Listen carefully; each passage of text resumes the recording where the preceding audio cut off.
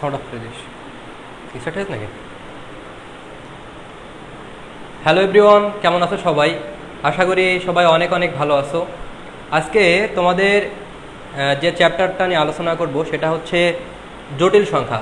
তো ক্লাসের পূর্বে তোমাদের সাথে কিছু কথাবার্তা বলবো, তারপরে ক্লাসটা স্টার্ট করব।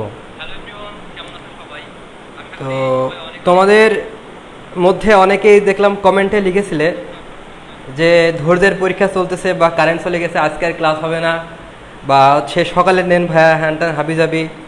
আচ্ছা, এই বিষয়টাকে সব কিছু আজকে তোমাদের ক্লিয়ার করবো যে আসলে কেন আমি সন্ধ্যায় টাইম দিয়েছি, কেন সকালে আসলে তোমাদের পড়াতে পারছি না, বা জুমে কেন ক্লাস নিতে চাইছি না। তো সব কিছুর উত্তর তোমরা এক এক করে পেয়ে যাবে। প্রথমে বলি যে সকালে কেন ক্লাস নিতে পারছি না। সকালে ক্লাস না নিতে পারার একটাই কারণ, সেটা হচ্ছে যে আমার সকালে ক্লাস থাকে, অথবা আমি যে রুমে এখন ভিডিও করতেছি সেই রুমে সকালের দিকে অনেক গরম থাকে, হট থাকে, যার কারণে ক্লাসটা নেওয়া একটু ডিফিকাল্ট হয়ে যায়। বুঝতে পারছো? আর আমার কথা স্পষ্ট শোনা যায় কিনা একটু কমেন্ট বক্সে জানিয়ে দাও, আমি ঠিক বুঝতে পারবো কিনা, তোমরা বুঝতে পারছো কিনা। আমি এই জন্য কনফার্ম হওয়ার জন্য তোমরা একটু কাইন্ডলি লিখে দাও যে তোমরা আসলে আমার কথা বুঝতে পারছো কিনা। আমার কথা কি ক্লিয়ার শোনা যায়? কমেন্ট বক্সে কয়েকজন লিখলে আমি বুঝতে পারবো আসলে আমার কথা ক্লিয়ার শোনা যায় কিনা, আর বোর্ডে আমি যেটা লিখেছি সেটা ক্লিয়ার দেখা যায় কিনা। আচ্ছা, ওকে ওকে ফাইন, ওকে। আচ্ছা, তাহলে যেটা বলছিলাম যে সকালে আসলে ক্লাস নিতে পারছে না, কারণ হচ্ছে আমার ক্লাস থাকে, নিজেরও ক্লাস থাকে, আর এই রুমটা আসলে অনেক গরম থাকে, যার কারণে সকালবেলা ক্লাস নেওয়াটা ডিফিকাল্ট। রাতে ক্লাস নিলে ভালো হয়, কারণ একটু রুমটা ঠান্ডা থাকে, তো এই জন্য আর কি রাতে ক্লাস নেওয়া। অ্যান্ড কারেন্ট আমাদের এখানে খুব বেশি যায় না, বা গেলেও হচ্ছে অল্প সময়ের ভিতরে চলে আসে, কাজেই ডিপ্রেশন বা হতাশার কোনো কারণ নয় ভাই। যদি কখনো কারেন্ট চলে যায় তাহলে সর্বোচ্চ 5 থেকে 10 মিনিটের ভিতরে চলে আসে। আমাদের এলাকাটা এতটাও খারাপ না, সো এটা নিয়ে টেনশন করার কোনো কারণ নাই, ঠিক আছে? যদি কোনো ক্রমে 7:30টার সময় লাইভ ক্লাস না স্টার্ট করতে পারি, বা কারেন্ট যদি না থাকে, তাহলে তোমরা জাস্ট 5-10 মিনিট অপেক্ষা করলে হবে। আচ্ছা, এই গেল যে সকালে কেন ক্লাস নিতে পারছি না, এই বিষয়টা আশা করি বোঝাতে পেরেছি তোমাদের। আচ্ছা, নাম্বার 2 হচ্ছে যে আমি কেন জুমে ক্লাস নিচ্ছি না। দেখো, আমি জুমে ক্লাস নিতে পারবো, কোনো অসুবিধা নাই, কিন্তু জুমে ক্লাস নিলে রেকর্ডেড থাকবে না ক্লাসটা। কারণ তোমরা জানো, ফোন দিয়ে যদি জুমে ক্লাস নেওয়া হয় তাহলে সেটা রেকর্ডেড থাকে না। আমি যে ভিডিওটা করতেছি এখন কিন্তু সেটা ফোন দিয়ে করতেছি, কিন্তু আমি যখন তোমাদের রেকর্ডেড ক্লাসের জন্য বলছিলে তোমরা যখন, তো আমার কিন্তু সেখানে ল্যাপটপ দিয়ে ক্লাস বা হচ্ছে পিসি দিয়ে ক্লাস নেওয়ার, ল্যাপটপ দিয়ে ক্লাস নেওয়ার দরকার ছিল। তো সেক্ষেত্রে আমার যে ল্যাপটপটা আছে, ল্যাপটপে একটু প্রবলেম আছে, আর এখন জানো যে শাটডাউন চলতেছে, কাজেই ল্যাপটপটা ঠিকও করতে পারছি না, আর এই মুহূর্তে আসলে জুমে ক্লাসও নিতে পারছি না। হয়তো কোনো ক্রমে নিতে পারো, বাট রেকর্ডেড থাকবে না ক্লাসটা। হ্যাঁ, ফোন দিয়ে হয়তো নেওয়া যেতে পারে, বাট রেকর্ডেড ক্লাসটা পাবো না। কিন্তু যখন আমি ফোন দিয়ে ক্লাস নেব ফেসবুক লাইভে, তখন কিন্তু সেটা রেকর্ড করার অপশন থাকছে, কিন্তু ল্যাপটপে ছাড়া ফোনে কিন্তু জুমে রেকর্ড করার কোনো অপশন আসলে থাকে না। হ্যাঁ, আচ্ছা, তো এবার হয়তো বুঝতে পেরেছো, হয়তো তোমরা একটু কনসিডার করলে ভালো হয় যে আসলে কোনো অসুবিধা নাই। আমি ক্লাসে তোমাদের মনের ভিতরে যত কোশ্চেন আসে আমি একদম ডিটেলস করাই দিব, বুঝতে পারছো? একদম তোমাদের মনে যাতে কোশ্চেন না আসে সেইভাবে পড়াবো। তারপরেও যদি কোশ্চেন আসে সেটা কমেন্ট বক্সে জানিয়ে দিবা, আমি সেটা দেখে রিপ্লাই দিব তোমাদের। এটা নিয়ে ঘাবড়ানোর কোনো কারণ নাই, টেনশনের কোনো কারণ নাই, ঠিক আছে? আচ্ছা, ওকে। এবার আরেকটা বিষয় ক্লিয়ার করি যে ভাইয়া আপনি কেন পরীক্ষা নেবেন না। অনেকে আমার কাছে জিজ্ঞাসা করেছে, ভাইয়া আপনি যদি একটু পরীক্ষা নিতেন ভালো হতো। আচ্ছা, দেখো, আমার প্রত্যেকটা ক্লাসের ডিউরেশন বেশ বড় হবে। এই বড় ক্লাসের পরে আসলে পরীক্ষা নেওয়াটা ডিফিকাল্ট হয়ে যাবে। অ্যান্ড সত্য বলতে আমার নিজেরও পরীক্ষা অ্যাসাইনমেন্ট চলতেছে, তো এর ভিতরে সময় করে আসলে তোমাদের মূলত পড়াচ্ছি। আমার যদি পরীক্ষা এক্সাম না থাকতো, যদি আমার ফুল ফ্রি টাইম থাকতো, তাহলে আমি তোমাদের অনলাইনে পরীক্ষা নিতাম, কোনো অসুবিধা হতো না। তো গুগল ফর্মে একটা কোশ্চেন করার জন্য বেশ আসলে সময় দেওয়া লাগে। ধরো বিভিন্ন কোচিং সেন্টারগুলোতে যে কাজটা করে সেটা হচ্ছে যে হুবহু কোনো সালের কোশ্চেন দেখা যাচ্ছে তুলে দিল, বা কোনো কোশ্চেন আছে সেটা রিপিট করে দিল আর কি। হ্যাঁ, তাহলে সেক্ষেত্রে কিন্তু পরীক্ষা নেওয়াটা কোনো প্যারা নাই। কিন্তু আমি যখন পরীক্ষা নিই তখন কোশ্চেনটা চেষ্টা করি ঘুরাই ফিরে দেওয়ার, বা রিপিট না করার, বা হচ্ছে প্যাটার্ন ফলো করে ওই টাইপের কোশ্চেন দেওয়ার। এক জায়গা থেকে তুলে দিব, তাহলে এটা কোনো পরীক্ষা হলো না। কাজে কিন্তু আমি যখন পরীক্ষা নেব তখন কিন্তু বেশ একটু সময়ের প্রয়োজন হবে, অনলাইনে কোশ্চেনগুলো করতে একটু সময় লাগে। তারপর আমি চেষ্টা করব, আমি একেবারে তোমাদের হতাশ করতেছি না, আমি চেষ্টা করব পরীক্ষা নেওয়ার আর কি, যদি ফ্রি পাই অবশ্যই তোমাদের ক্লাস নেব, পরীক্ষা নিব আর কি। তাহলে আমি মনে হয় বোঝাতে পেরেছি যে সকালে কেন ক্লাস নিচ্ছে না আর জুমে কেন আসলে ক্লাস নিতে পারছি না। তোমরা যদি চাও যে জুমে ক্লাস নেবো, হ্যাঁ আমি নিব, কোনো অসুবিধা নাই, বাট ক্লাসটা রেকর্ডেড থাকবে না, ঠিক আছে? এবং তোমরা যদি চাও যে ভাই আমার রেকর্ডেড ক্লাস চাই, তাহলে ফেসবুক লাইভ, আর যদি মনে করো যে না আমাদের রেকর্ডেড ক্লাস দরকার নাই, তাহলে আর জুমে আমি নিতে পারবো, কোনো প্যারা নাই, ঠিক আছে? আচ্ছা, তো অনেক কিছু বলে ফেললাম ক্লাসের শুরুতে, এখন শুরু করব ক্লাসটা শুরু করবো। এবং ক্লাসের শুরুতে একটা কথা বলে নিই যে তোমাদের হচ্ছে আমি একটা শিট দিয়েছিলাম এই বই থেকে, বইটার নাম হচ্ছে ককটেল, যদিও আমার কাছে 7ম এডিশন আছে, এই বইটার লাস্ট এডিশন হচ্ছে 8ম এডিশন, এবং 8ম এডিশনে কিছু রিটেন অ্যাড করা আছে। যদিও রিটেনের জন্য তোমাদের আমি সাজেশন দিয়ে দিব, রিটেন এখানে না থাকলেও হবে, 7ম এডিশনের বই থাকলেও সমস্যা নাই। তো আমি কিন্তু এখানকার কোশ্চেন তোমাদের কাছে দিয়ে দিয়েছিলাম, গ্রুপে হয়তো যারা জানো বা যারা জানো না এখনও কালেক্ট করে নিতে পারো। তো পড়ানোর সময় এটা কাজে লাগবে, এটা সাথে রাখো, হ্যাঁ এটা সাথে রাখো, এটা কাজে লাগবে, যদি বই থাকে সব থেকে ভালো হয়। আচ্ছা, তাহলে শুরু করি আমরা ক্লাসটা আজকে, হ্যাঁ শুরু করি। এরপরে যদি তোমাদের কোনো পার্সোনাল কোনো সমস্যা বা কোনো কোশ্চেন থাকে কোর্স সম্পর্কে বা টাইম শিডিউল সম্পর্কে বা হাবিজাবি যা কিছু থাকে, তোমরা সেটা হচ্ছে গ্রুপে জানাবা, প্রাইভেট গ্রুপে জানালে হবে, আমি সেটার উত্তর দেওয়ার চেষ্টা করব।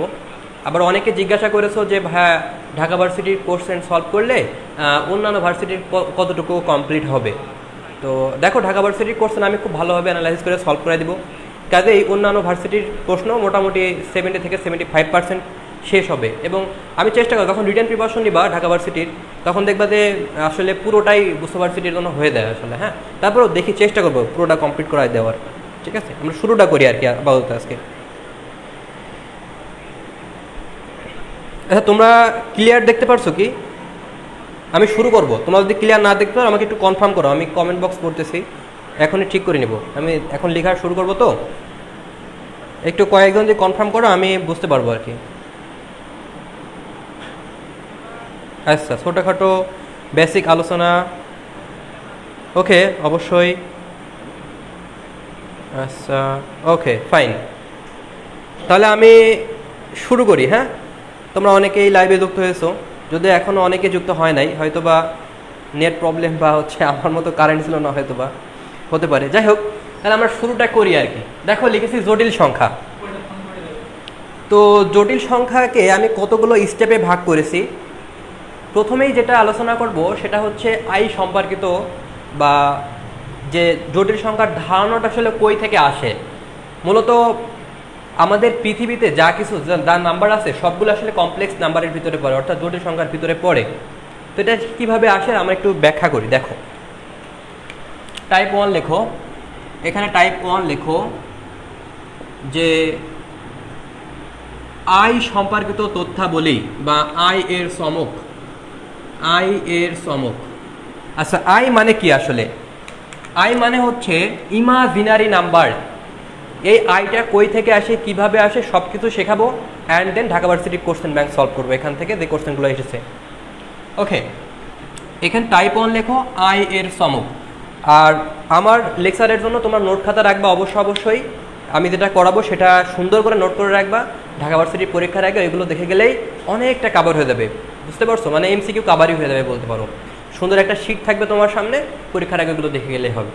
ওকে, আয়ের চমক দেখো, একদম বেসিক থেকে করাই। দেখো আইটা আসলে কই থেকে আসে। ধরো কোনো একটা নাম্বার আছে তোমার কাছে, তোমাকে বললাম যে তুমি 2 ঘর একক এক্স অক্ষ বরাবর যাও, 2 ঘর। তুমি বলবো যে ভাই 2 ঘর হচ্ছে ডান দিকে। আমি যদি বলি +2, তাহলে তুমি বলো ভাই এটা তো ডান দিকে হবে, রাইট? আচ্ছা, এবার আমি যদি তোমাকে বলি যে -2 লেখো, তো -2, তুমি বলবো ভাই -2 হচ্ছিল তো এই পাশে, এটা তো -x অ্যাক্সিস, তাহলে +2 হচ্ছে ডান দিকে আর -x অ্যাক্সিস হচ্ছে বাম দিকে, রাইট? ওকে, তাহলে এখন দেখো এই জিনিসটা আসলে -2 কিভাবে আসলো, আর এখানে +2 আছে, এই -2 হওয়ার সিস্টেমটা কি? দেখো যখন আমি এই 2 এর সাথে -1 গুণ করতেছি তখন কিন্তু -2 হচ্ছে, রাইট? 2 এর সাথে মূলত আমি কি গুণ করেছি, -1 গুণ করেছি। আর -1 যখন গুণ করেছি তখন এই চতুর্ভাগটা কত ডিগ্রি ঘুরে গেছে দেখো তো, কত ডিগ্রি ঘুরে গেছে, এটা ঘুরে গেছে কিন্তু 180 ডিগ্রি। তার মানে আমরা এটা বুঝতে পারলাম যে কোনো একটা নাম্বার আছে আর এই নাম্বারের সাথে -1 গুণ করলে সেটা 180 ডিগ্রি ঘুরে দেয়, রাইট? বুঝতে পারছো? তার মানে আমরা এইটুকু ক্লিয়ার যে কোন একটা নাম্বার আছে সেই নাম্বারের সাথে যদি আমরা 180 ডিগ্রি গুণ করি তাহলে সেটা কি হবে, -1 দ্বারা গুণ হয়। আরেকভাবে বলা যায় যে -1 গুণ করলে সেটা 180 ডিগ্রি ঘুরে দেয়। আচ্ছা, এখন ম্যাথমেটিশিয়ানরা ভাবলো আচ্ছা এমন কোনো নাম্বার আছে যেই নাম্বারটা 90 ডিগ্রি করে ঘোরাতে পারে। তো তখন সেই গণিতবিদরা ভাবলো যে এটাকে আসলে কিভাবে ব্যাখ্যা করা যেতে পারে। তারা ভাবলো যে এমন একটা নাম্বার নিব যেই নাম্বারটা আসলে 90 ডিগ্রি ঘোরায়। সেই নাম্বারটাকে আমি ধরে নিলাম, ধরো এখানে +2 আছে, সে আমি এখানে +2 ধরলাম আর এখানে -2। তো আমি এমন একটা নাম্বার ধরে নিব যার সাথে গুণ করলে, যার সাথে এমন একটা ডিজিট গুণ করবে সেটা 90 ডিগ্রি ঘোরাবে। তো 90 ডিগ্রি কীভাবে ঘোরাবে দেখো, 2 গুণ, ধরো আমি একটা সংখ্যা নিলাম সেটা হচ্ছে x, যেটা 90 ডিগ্রি ঘোরাই, আমি এখানে x গুণ করলাম, তাহলে 90 ডিগ্রি ঘুরে জিনিসটা এখানে আসলো। আমি আবার একটা কাজ করলাম সেটা হচ্ছে আবার x গুণ করলাম, তারপরে সেটা 90 ডিগ্রি ঘুরে গেল। অ্যান্ড দেন ফাইনালি আমি এখানে যেটা পাচ্ছি এটা ইকুয়াল টু কি পাচ্ছি, -2। এই দেখো, বুঝতে পারছো? তার মানে কোনো একটা ডিজিট আছে, আগে -1 গুণ করছিলাম সেটা 180 ডিগ্রি ঘুরছিল, এখন আমি চাচ্ছি সেটা 90 ডিগ্রি করে ঘোরাইতে, তাই আমি 2 সাথে x গুণ করেছি। x এর কাজ হচ্ছে 90 ডিগ্রি ঘোরানো, আমি x গুণ করলাম, আবার 90 ডিগ্রি ঘোরানোর জন্য x গুণ করলাম, তাহলে এটা পেয়ে গেলাম। এবার খেয়াল করো আমি যেটা পাচ্ছি x² = -1, x = যেটা পাবো সেটা কি √-1। এই x এর নাম দিচ্ছে হচ্ছে i। খেয়াল করো আমি এখানে যেটা পাচ্ছি x = -1 = i, এই x এর নাম দিচ্ছে হচ্ছে i। দ্যাট মিনস এই এখন xটা হয়ে যাচ্ছে i, x এর নাম দিচ্ছে i। কেন দিচ্ছে, কারণ রুটের ভিতরে -1, দ্যাট মিনস রুটের ভিতরে মাইনাস চলে এসেছে, অর্থাৎ কাল্পনিক নাম্বার, এটা রিয়েলি সম্ভব না, ইমাজিন করে নিতে হয়। এজন্য আমরা কি করতেছি, i দ্বারা ডিফাইন করতেছি। তাহলে এখন তোমরা বুঝতে পেরেছো যে i আসলে কোন জায়গা থেকে এসেছে। i এর কনসেপ্টটা হচ্ছে যে 90 ডিগ্রি ঘোরাতে পারে এমন একটা রাশি যেটা 90 ডিগ্রি ঘোরাতে পারে, 90 ডিগ্রি কি ঘোরাতে পারে। বুঝতে পারছো বিষয়টা? আচ্ছা, তো তোমরা বুঝতে পারছো কিনা একটু কমেন্ট বক্সে একটু জানাই দাও, আমি ক্লিয়ার হব।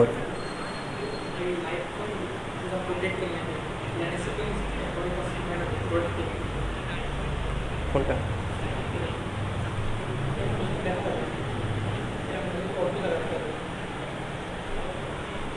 আচ্ছা, তোমরা কি দেখতে পারছো কি,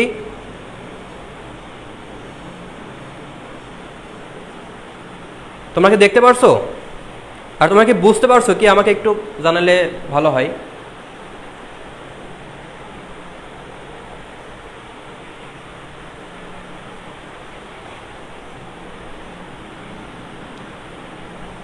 এইটুকু একটু তুলে নাও, আমি এতটুকু যা বোঝাইছি এইটুকু একটু তুলে নাও, এই চতুর্ভাগ এবং এই চতুর্ভাগে যা বোঝাইছি একটু তুলে নাও।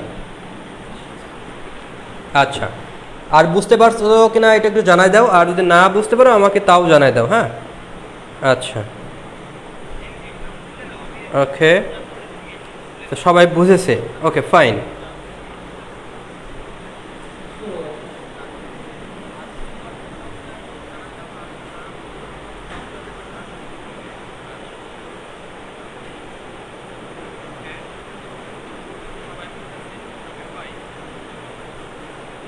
আচ্ছা, আমার এখানে তো নেটে হয়তো সমস্যা না, হয়তো বেঁধে যাচ্ছে বা তোমাদের নেট প্রবলেমের কারণে হয়তো এমন একটা দেখাচ্ছে। আচ্ছা আচ্ছা, ওয়েট।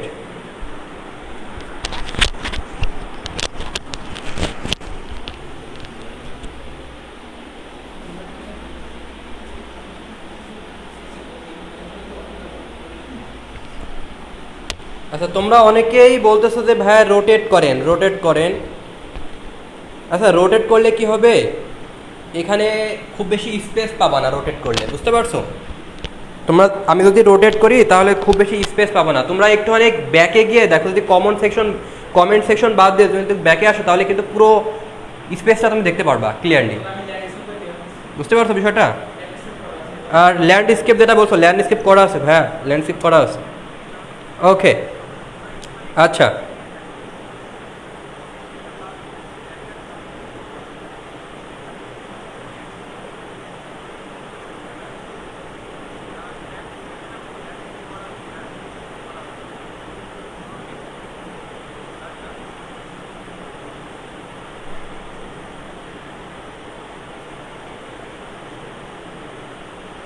ওকে, আচ্ছা আমি তাহলে শুরু করি।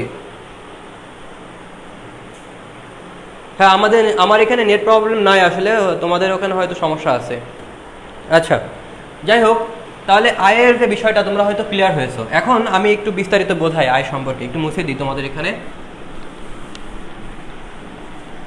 আচ্ছা, তো যেটা বললাম যে আয়ের কাজ হচ্ছে 90 ডিগ্রি করে ঘোরানো, 90 ডিগ্রি করে ঘোরানো। এখন খেয়াল করি আমরা একটু, ধরো এই জায়গাটাতে কোনো একটা ডিজিট নিলাম আমি, এই জায়গাটাতে কোনো একটা ডিজিট নিলাম এবং সেটা বললাম হচ্ছে তোমার কাছে +1 আছে, +1, এবং এই +1 এর সাথে তুমি যদি আই গুণ করো তাহলে যেটা বললাম যে 90 ডিগ্রি ঘুরে দেয়। এবার আরও আই গুণ করো, সেটা 90 ডিগ্রি ঘুরে দেয়, তাহলে আরও আই গুণ করলে হয় I², দ্যাট মিনস এটা হবে -1। তুমি যদি আরও আই গুণ করো, তাহলে এটা হবে IQ, আর IQ মানে হচ্ছে I² ইন্টু হচ্ছে I, আর I² মানে কি -1 into I, that means -I। তাহলে এইটা দেখো, খেয়াল করো, এখানে যদি পজিটিভ আই হয় তাহলে ডেফিনেটলি এখানে তো নেগেটিভ আই হবে না, কারণ এটা নিচের দিকে। এবার খেয়াল করো, আমি যদি এখানে ঘোরাই তাহলে যেটা হবে সেটা কি IQ রেসে এখানে হবে I4, দ্যাট মিনস এখানে হবে কি দেখো I² into I², that means -1 -1, তার মানে 1। তার মানে আমরা এখানে কি বুঝতে পারলাম মূলত দেখো তো, তার মানে আমাদের এখানে 1 আছে, 1 এর সাথে I গুণ করলাম, তাহলে এখানে শুধু 1I হবে। তারপরে দেখো এখানে হবে I², এখানে হবে IQ, এখানে হবে I4। এবার একটু খেয়াল করো, তাহলে আমরা এখানে আসলে কি কি লিখতে পারি মূলত দেখো, এখানে হবে I4, এখানে ছিল 1 মানে লিখতে পারেন এটা আসলে I0 ছিল, I0 মানে কি 1, তার মানে এখানে 1, দেখো গ্যাপ কতটুকু 4 করে বাড়বে, 4 করে, তার মানে এখানে I8, I12 এরকম করে I⁴n, অর্থাৎ 4 এর গুণিতক। দেখো 4, 8, 12, 4 এর গুণিতক হচ্ছে। এবার দেখো এখানে যেটা হচ্ছে সেটা হচ্ছে যে এখানে শুধুমাত্র I আছে, তার মানে আমাদের এই জায়গাটাতে কত হবে বলো তো, I5। এখানে যদি 4 হয় তাহলে এখানে 5 হবে, কারণ আর একটা I গুণ হবে। তারপরে হবে I কত, আরও 4 এবার বাড়াও, তারপরে হচ্ছে I9, তারপরে I13 এরকম। এবার দেখো আমি যখন এখানে I² লিখছি, তার মানে 4 করে বাড়বে প্রত্যেক ঘরে, দেখো 4 করে বাড়তেছে, তাহলে এখানে হবে I6, তারপরে হবে I10, এরকম করে বাড়তে থাকবে। এবার দেখো এখানে যেটা পাচ্ছি সেটা হচ্ছে IQ, তার মানে এখানে হবে I7, তারপরে এখানে হবে কি I11, এরকম করে বাড়তে থাকবে। তো এত কিছু জানার দরকার হবে না, জাস্ট বেসিকটা ক্লিয়ার করার জন্য আমরা এই সার্কেলটা দেখালাম। আচ্ছা, তোমরা এটা বুঝতে পেরেছো কিনা?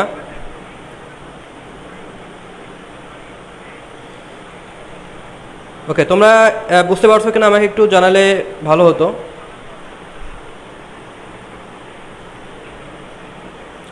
আচ্ছা দেখো, অনেকে লিখছো ভাইয়া আটকে গেছে, বা অনেকে বলতেছো হচ্ছে না, ক্লিয়ার না।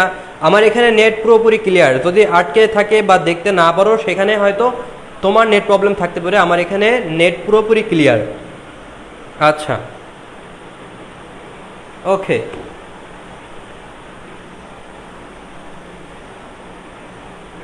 আচ্ছা তাহলে এবার একটু খেয়াল করো যে আমরা এইটুকু বুঝতে পারলাম যে আয়ের 4 এর গুণিতক হলে হয় হচ্ছে 1, আয়ের 4 এর গুণিতক হলে কত হয় 1 হয়, আয়ের 4 এর গুণিতক হলে 1 হয়।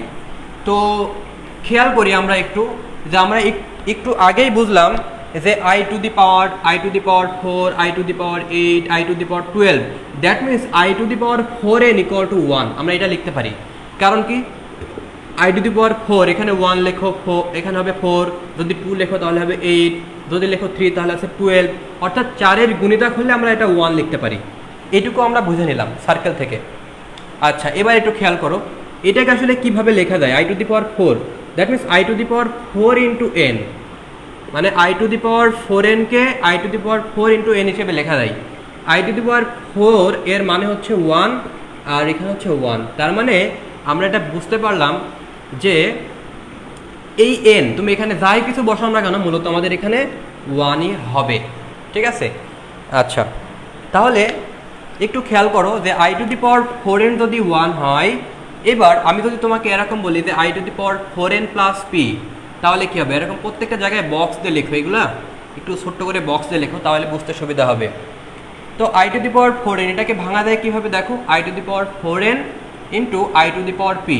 দেখো এই 4n মানে কিন্তু 1, তাহলে আমরা লিখতে পারি I to the power P.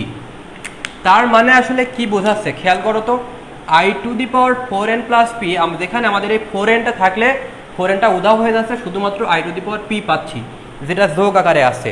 এটার মানে কি আসলে, ধরো তোমার কাছে আমি দিলাম আই টু দি পাওয়ার 17, এটার মানে হচ্ছে i to the power 4 into 16 plus 1, that means i to the power 1। এক কথায় 4 দিয়ে ভাগ করো, এইটাকে 4 দিয়ে ভাগ করলে কত হবে, 16 পর্যন্ত যাবে, তাহলে বাকি থাকে কত, 1, তাহলে আই টু দি পাওয়ার 1। আমি যদি বলি আই টু দি পাওয়ার 22, তাহলে 4 5 20, মানে 4 এর গুণিতক তুমি করো, 4 5 20, তাহলে 20 পর্যন্ত উধাও হয়ে যাবে। দেখো 4 এর গুণিতক পর্যন্ত হাওয়া হয়ে যাবে, তাহলে 4 5 20, তাহলে 20 পর্যন্ত হাওয়া হয়ে যাবে, তাহলে এখানে থাকে i square, that means -1। I to the power 22 এর ভ্যালু হচ্ছে -1। প্রত্যেকটা উদাহরণের এখানে স্টার চিহ্ন দাও, আর প্রত্যেকটা সূত্রের আগে বক্স চিহ্ন দিয়ে লিখবা, ঠিক আছে? প্রত্যেকটা সূত্রের আগে বক্স চিহ্ন আর প্রত্যেকটা উদাহরণের আগে স্টার চিহ্ন দিয়ে লিখলে তোমাদের বুঝতে সুবিধা হবে আর কি। হ্যাঁ, আচ্ছা, ওকে। অনেকে বলছো সকালে ক্লাস নিলে ভালো হয় বা এরকম ব্যাপার স্যাপার। আচ্ছা, চতুর্ভাগে এখন আমি যাই নাই এখনো। হ্যাঁ, কোন চতুর্ভাগে কি হবে দেখো, আমি মডুলাস আর্গুমেন্ট এখনো যাই নাই। মডুলাস আর্গুমেন্ট যখন শেখাবো তখন এই জিনিসটা আরেকটু ক্লিয়ার হবে তোমরা। আচ্ছা, ওকে।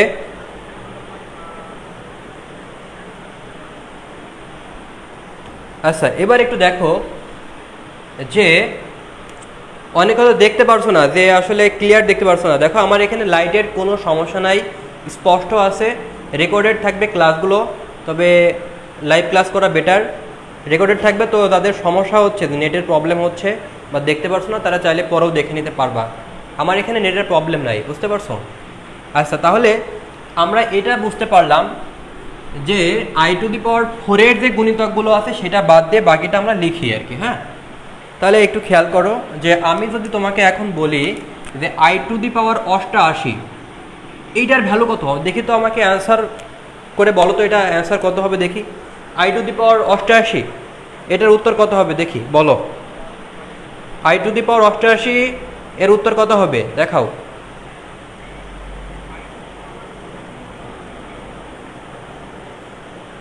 আই টু দি পাওয়ার 88 এটার উত্তর কত হবে? অ্যাবসলিউটলি, আই টু দি পাওয়ার 88 এটার উত্তর হবে কত? 1, রাইট। আচ্ছা, তাহলে অনেকে বুঝেছো কেন 1 হবে, এটা তোমরা সবাই বুঝেছো। 4-এর সাথে 22 গুণ করো প্লাস 0, তার মানে I to the power 0 equal to 1।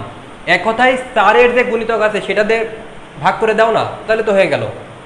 আচ্ছা, এখন যদি তোমার কাছে এরকম কোনো ম্যাথ দিই, ধরো আই টু দি পাওয়ার 1 2 3 4 5 এরকম দিলাম, এখন এই ধরনের ম্যাথের ক্ষেত্রে কি করবা? এখন তুমি তো আর এটা হিসাব করতে পারবো না, 4 দিয়ে ভাগ করলে তো তোমার ক্যালকুলেটর লাগবে, কিন্তু ভর্তি পরীক্ষায় তোমার তো ক্যালকুলেটর নাই, তাহলে তুমি কি করবা? ক্যালকুলেটর নাই কিন্তু তোমার এই ম্যাথ দিয়েছে, তখন তুমি কি করবা? আচ্ছা, দেখো যখন এরকম কোনো ডিজিট থাকবে তখন তোমার কাজ হবে লাস্টের 2 ডিজিট নেওয়া। লাস্টের 2 ডিজিট কখন লাস্টের 2 ডিজিট নিতে হবে? যখন তোমার আয়ের পাওয়ার থাকবে 3 ডিজিটের অধিক, 3 ডিজিটের। যেমন আই টু দি পাওয়ার তোমার থাকলো 118, তুমি শুধুমাত্র 18 নিয়ে কাজ করলে হবে। অর্থাৎ 2 ডিজিট ব্যতীত 3 ডিজিট থেকে হলেই আমরা লাস্টের কী নিতে পারি বলো তো? লাস্টের 2 অঙ্ক নিয়ে আমরা করতে পারি। তাহলে আই টু দি পাওয়ার 45 করলে হবে। আই টু দি পাওয়ার 45 কত হবে বলো? 4 11 44, তাহলে 44 পর্যন্ত হাওয়া হয়ে যাবে, তাহলে আই টু দি পাওয়ার 1, তার মানে আই উত্তর। তোমরা হয়তো বুঝতে পেরেছো এটা। 4 দিয়ে ভাগ করো 44, তাহলে 44 পর্যন্ত কোনো কাজ নেই, তাহলে আর 1 বাদ থাকে, সেই পাওয়ারটা এখানে লিখে দিলাম, তাহলে শুধুমাত্র আই হচ্ছে উত্তর। আচ্ছা, তাহলে আমরা এটা বুঝতে পারলাম।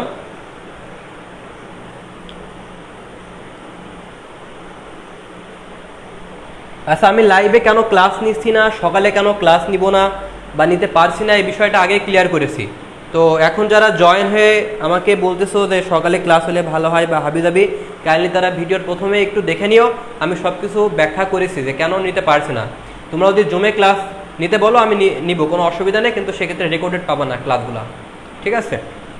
আচ্ছা, তাহলে আমরা বুঝলাম যে আয়ের পাওয়ার যদি এমন থাকে তাহলে এরকম কোনো একটা সিচুয়েশন হয়। এবার আরেকটা আমরা ম্যাথ দেখি, সেটা একটু ক্লিয়ার হব। ধরো তোমার কাছে দিলাম 1 plus i square plus i q, এটার ভ্যালু কত বলতে পারবা কেউ?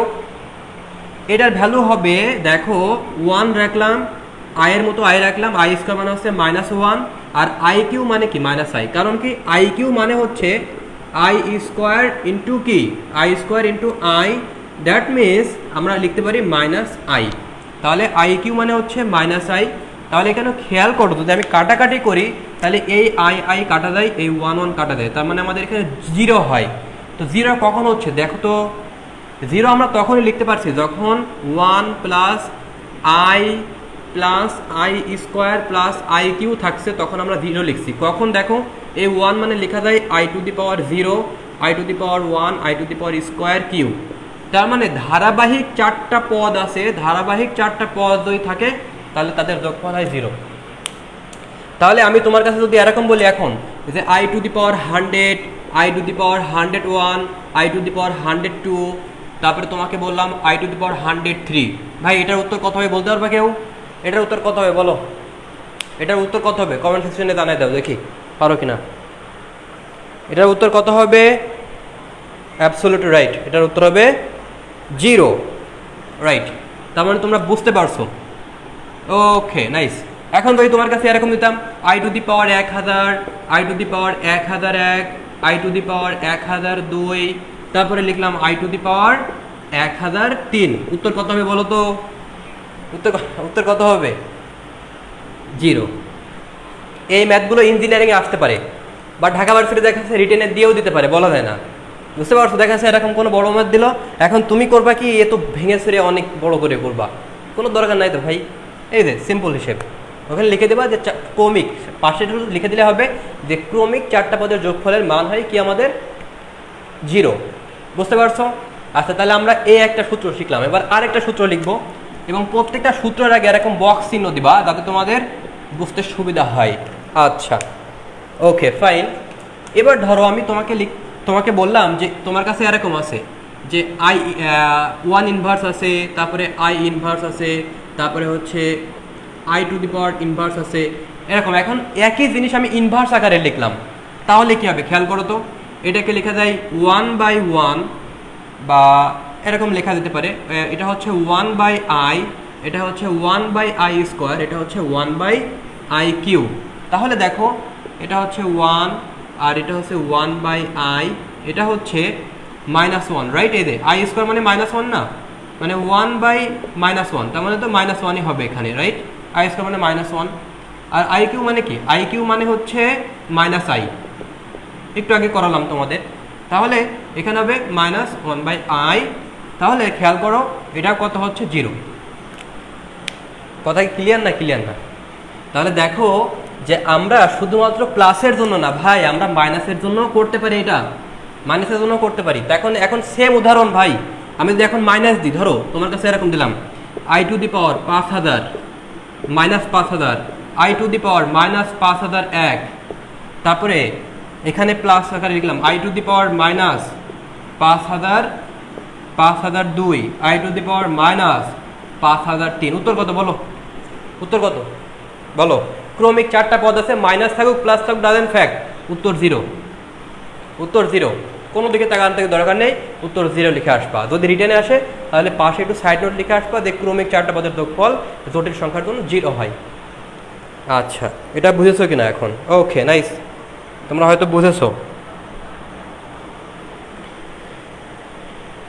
আচ্ছা আচ্ছা, তোমরা যারা বুঝতে পারছো না, হ্যাঁ তোমরা যারা বুঝতে পারছো না বা ক্লিয়ার দেখতে পারছো না, তারা পরে দেখে নিতে পারবা, রেকর্ডেড আছে ক্লাসগুলো, কোনো টেনশন নাই।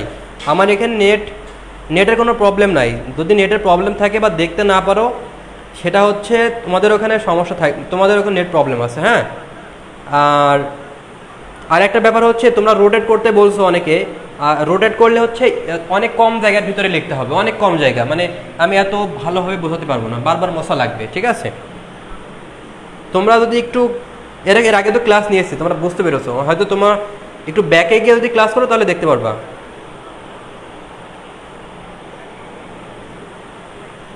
আচ্ছা আচ্ছা, অনেকে লিখেছে তিনটা থাকলে আয়ের ক্ষেত্রে হবে না, এমন শর্টকাট হয় না, এবং তিনটা থাকলে এরকম দেয় না। আসলে তিনটা না দিয়ে কেমন দিতে পারে, তো সেটা একটু আমি তোমাদের বোঝাই দিই। এটা নোট করে রাখো, সবাই নোট করে রাখবা, আর গ্রুপে পোস্ট করবা, প্রাইভেট গ্রুপে পোস্ট করবা। তোমরা যদি চাও আমার স্কুলেও পোস্ট করতে পারো। আচ্ছা, এবার আমি তোমাদের আর একটু কমপ্লেক্সের দিকে যাই। হ্যাঁ, একটু কমপ্লেক্সের দিকে যাই। দেখো, খেয়াল করো, তোমাকে বললাম আমি যে i plus i square plus i Q plus dot dot dot dot dot plus i to the power 100। বলো তো এটার উত্তর কত হবে, কেউ বলতে পারবা? এখন অনেকে হয়তো ঘাবড়ে গেছো, ভাই আই দিয়েও কি সিরিজের ম্যাথ করা যায়? আই দিয়ে কি সিরিজের ম্যাথ হয় না? তো এটা কি করেছি কখনো? এটা এবার কেমন সম্ভব? খেয়াল করো, এখানে আই টু দি পাওয়ার 1 আছে, আর 1 থেকে গেছে কতটুকু দেখো তো, 100 পর্যন্ত গেছে। তার মানে এখানে কতগুলো পদ আছে? এখানে পদ আছে কিন্তু 100টা পদ আছে। তার মানে খেয়াল করো, আমরা একটা জিনিস বুঝতে পারলাম, যখন আমাদের i plus i square plus i Q plus i 4 ছিল, তার মানে ক্রমিক 4টা পদ যদি থাকে, এই 4টা পদের জন্য আমাদের ভ্যালু হয় 0। তাহলে এই 4-এর গুণিতক যা থাকবে সব 0 হবে। যদি ক্রমিক 8টা পদ যোগ আকারে থাকে তাহলে 0, যদি 12টা থাকে তাহলে 0, অর্থাৎ 4-এর গুণিতক 4n 0। এখন আমি যদি বলি 4 গুণ 25 তাহলে কত হয় বলো তো? 4 গুণ 25 তাহলে হবে 100। 100টা পদের ভ্যালু কত? 0। আমাদের তো এখানে 1 থেকে 100টা পদ আছে, তাহলে এর উত্তর হবে 0। ক্লিয়ার না ব্যাপারটা? আচ্ছা, এবার একটা খেয়াল করো, আমি যদি এখানে 1 দিচ্ছি, আমি এখানে 1 দিলাম, 101 দিলাম, তাহলে এখানে পদ আছে কয়টা? 101টা। তাহলে আমাদের 100টা পদের ভ্যালু হবে 0। 100টা পদের ভ্যালু কখন 0 হবে? এই যে পুরো পার্টটা, এই যে এতটুকুর ভ্যালু হবে, 0। আমাদের শুধু থাকবে আই, শুধু থাকবে কি? আই। তাহলে উত্তর হবে আই। অথবা তুমি চাচ্ছ যে প্রথম 100টা 0 করবা, তাহলে এখান থেকে প্রথম 100টা 0 করলে তাহলে শেষে থাকে হচ্ছে আই টু দি পাওয়ার 101। এটাকে করো তুমি, এটা শুধুমাত্র আই হবে না এখানে। বুঝতে পারছো কারণ কি? যে আই টু দি পাওয়ার বললাম 4 25 100, 4 দিয়ে ভাগ দাও, 4 25, তাহলে I to the power 1, that means এটা শুধুমাত্র আই। বুঝতে পারছো বিষয়টা? তোমরা কি ক্লিয়ার না?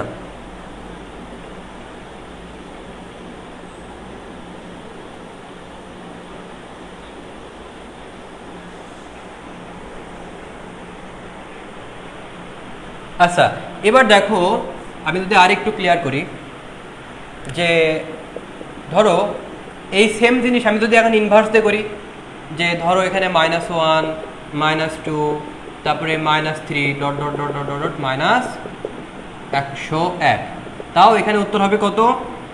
আই ইনভার্স, দ্যাট মিনস এটা হবে না 1/i। বুঝতে পারছো বিষয়টা?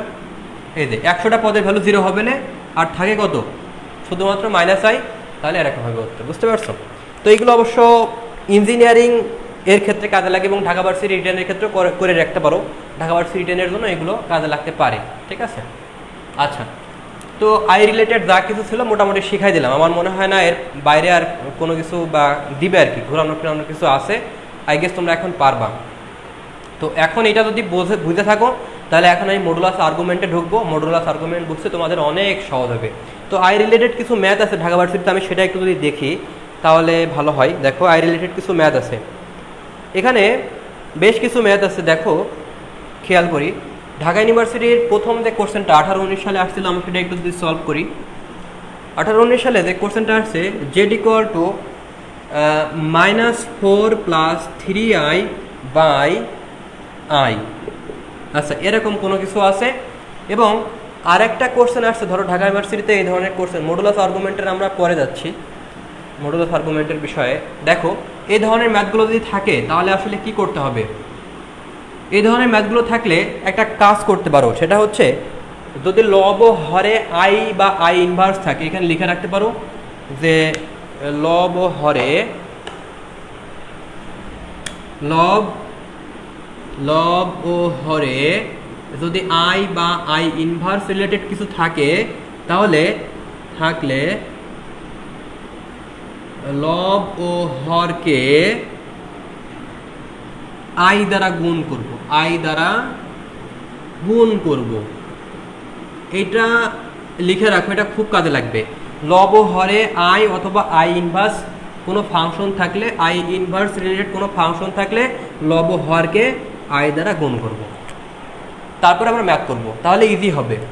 তো দেখো লব হরে কিন্তু আই বা আই রিলেটেড ফাংশন আছে, তাহলে আমাদের কাজ হবে লবে আই দ্বারা গুণ করা, তাহলে -4i + 3i², এখানেও i²। তো -4i এখানে হবে কত -3, কারণ i² মানে হচ্ছে -1, এখানেও -1, তাহলে আমাদের এখানে হবে 4i + 3। ঠিক আছে, এরকম কিছু আসতেছে। তো বলেছে ঢাকা ভার্সিটিতে এটা ডিইউতে আসছে 18-19 সালে, এটা ডিইউতে আসছে 18-19 সালে, এবং বলেছে যে এই ম্যাথের কাল্পনিক অংশ কত। তাহলে কাল্পনিক অংশ কত বলো? কাল্পনিক অংশ মানে কি, যার সাথে আই থাকে সেটাই কাল্পনিক, তাহলে কাল্পনিক অংশ 4, উত্তর 4। তোমরা যদি কোশ্চেন দেখো তাহলে ক্লিয়ার হবে, 18-19 সালে আসছে এটা, বুঝতে পারছো? তো আই রিলেটেড আরও কিছু ম্যাথ করবো, সেটা আমরা মডুলাস আর্গুমেন্টের ভিতরে করব। তো এটা যদি হয় তাহলে আমরা এখন, হ্যাঁ অনেকেই পারছো, বাহ খুবই ভালো।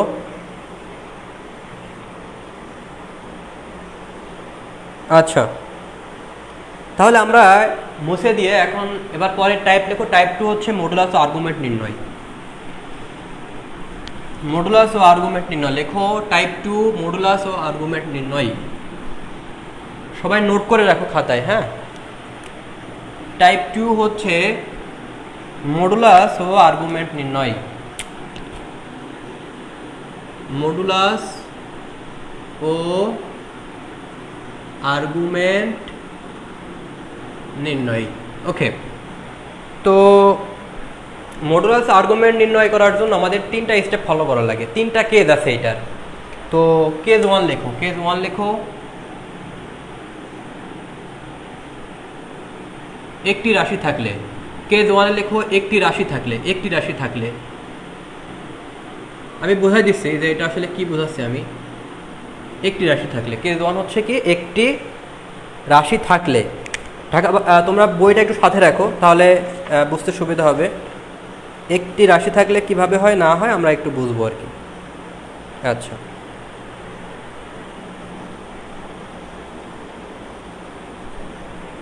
ওকে। আচ্ছা দেখো, একটি রাশি বলতে কি বোঝাচ্ছি খেয়াল করো। একটি রাশি বলতে বোঝাচ্ছি জেড ইকুয়াল টু শুধুমাত্র এক্স প্লাস আই ওয়াই থাকবে, অথবা জেড ইকুয়াল টু আমরা বলতে পারি, মানে এক কথায় এরকম লেখা যেতে পারে x plus minus i y plus minus এরকম এরকম কোনো ফাংশন থাকবে। তো কখন এটা থাকে একটু খেয়াল করো। ধরো এ হচ্ছে আমাদের এক্স অক্ষ, এটা মাইনাস এক্স অক্ষ, এটা পজিটিভ ওয়াই অক্ষ, এটা হচ্ছে নেগেটিভ ওয়াই অক্ষ। এখন আমাদের এখান থেকে এতটুকু যা যাব সেটা হচ্ছে আমাদের ধনাত্মক দিক। ভালো করে বুঝো, যদি ডিরেকশন এমন থাকে তাহলে আমরা পজিটিভ ইউজ করব, যদি আমরা উপরের দিকে যাই তাহলে আমরা পজিটিভ ইউজ করব, আর যদি এরকম হয় ডিরেকশনটা যদি এরকম হয় তাহলে নেগেটিভ ইউজ করব, আর যদি এরকম হয় তাও নেগেটিভ ইউজ করব। এই দুইটা জিনিস সুন্দর করে বুঝে রাখো। সো কোঅর্ডিনেট বা চতুর্ভাগের সিস্টেম হচ্ছে এটা, যদি ডান দিকে যাই অথবা উপরে যাই সেটা পজিটিভ হিসেব করতে হয়, আর বাম দিকে অথবা নিচে গেলে নেগেটিভ হিসেব করতে হয়। তো আমরা যখন ডান দিকে যাচ্ছি তখন কিন্তু আমরা এদিকে পজিটিভ হিসেব করবো, রাইট? এটা হচ্ছে পজিটিভ এক্স অ্যাক্সিস, এদিকে নেগেটিভ এক্স অ্যাক্সিস, উপরে গেলে পজিটিভ ওয়াই অ্যাক্সিস, নিচে গেলে নেগেটিভ ওয়াই অ্যাক্সিস। তো এটাই হচ্ছে আমাদের হিসেবের যে সিস্টেমটা, প্লাস মাইনাসের হিসেবটা এটাই। তাহলে আমরা যখন এইদিকে যাচ্ছি পজিটিভ, আবার উপরে যাচ্ছি পজিটিভ, তার মানে এই ঘরে পজিটিভ পজিটিভ, যখন এই ঘরে যাচ্ছে তখন নেগেটিভ, যখন উপরে যাচ্ছি দেখো এখান থেকে এতটুকু যাচ্ছে নেগেটিভ, উপরে গেলে পজিটিভ। এটা বলতে বোঝায় এতটুকু, আর এটা বলতে বোঝায় কোটি। এবার দেখো এখানে নেগেটিভ, নিচের দিকেও নেগেটিভ, তার মানে নেগেটিভ নেগেটিভ, ডান দিকে পজিটিভ, নিচে গেলে কি হবে নেগেটিভ, তার মানে প্লাস মাইনাস। তো এটা হয়তো তোমরা বুঝেছো এখন, রাইট? আচ্ছা, তাহলে আমাদের চতুর্ভাগের কোনটা প্লাস কোনটা মাইনাস বুঝলাম, যদি এটা তোমরা 9-10 থেকে জানো, তারপর এগুলো লাগবে আর কি। তো একটু খেয়াল করো যে ধরো তোমার কাছে আছে ধরো 3 একক, 3 একক, তোমাকে বললাম আরও 4 ঘর দাও, আরও 4 ঘর, তুমি বলবো কি ভাই এটা এখানে আসবে, এটা 3, তার সাথে আরও আমি যদি বাড়াই এখান থেকে এতটুকু 4 ঘর গেলাম, দ্যাট মিনস আমি বললাম যে এতটুকু হচ্ছে 7 আর এতটুকু হচ্ছে 4, তাহলে আমি এতটুকু লিখতে পারি, এখান থেকে এতটুকু 4 ঘর।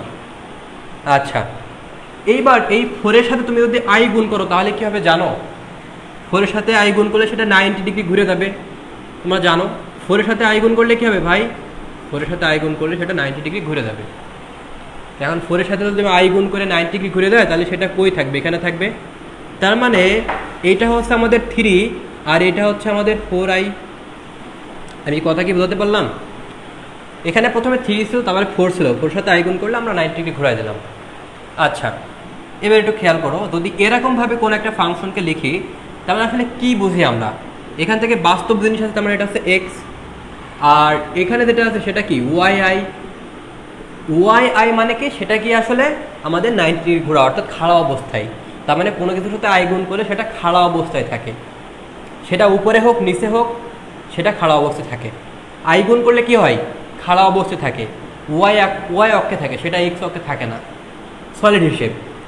তাহলে খেয়াল করো, যদি আমরা এটা বুঝে থাকি তাহলে এখন আমরা এখান থেকে যে বিন্দুটা আছে এইটাকে আমরা বলতেছি জেড, অ্যান্ড দেন আমরা ফাইনালি যেটা করতেছি যে আমি যদি নর্মালি হিসেব করি ভেক্টর অ্যাক্সিস দিয়ে, যে এখান থেকে এতটুকু এখান থেকে এতটুকু, দ্যাট মিনস আমরা এখানে লিখতে পারি জেড ইকুয়াল টু কি?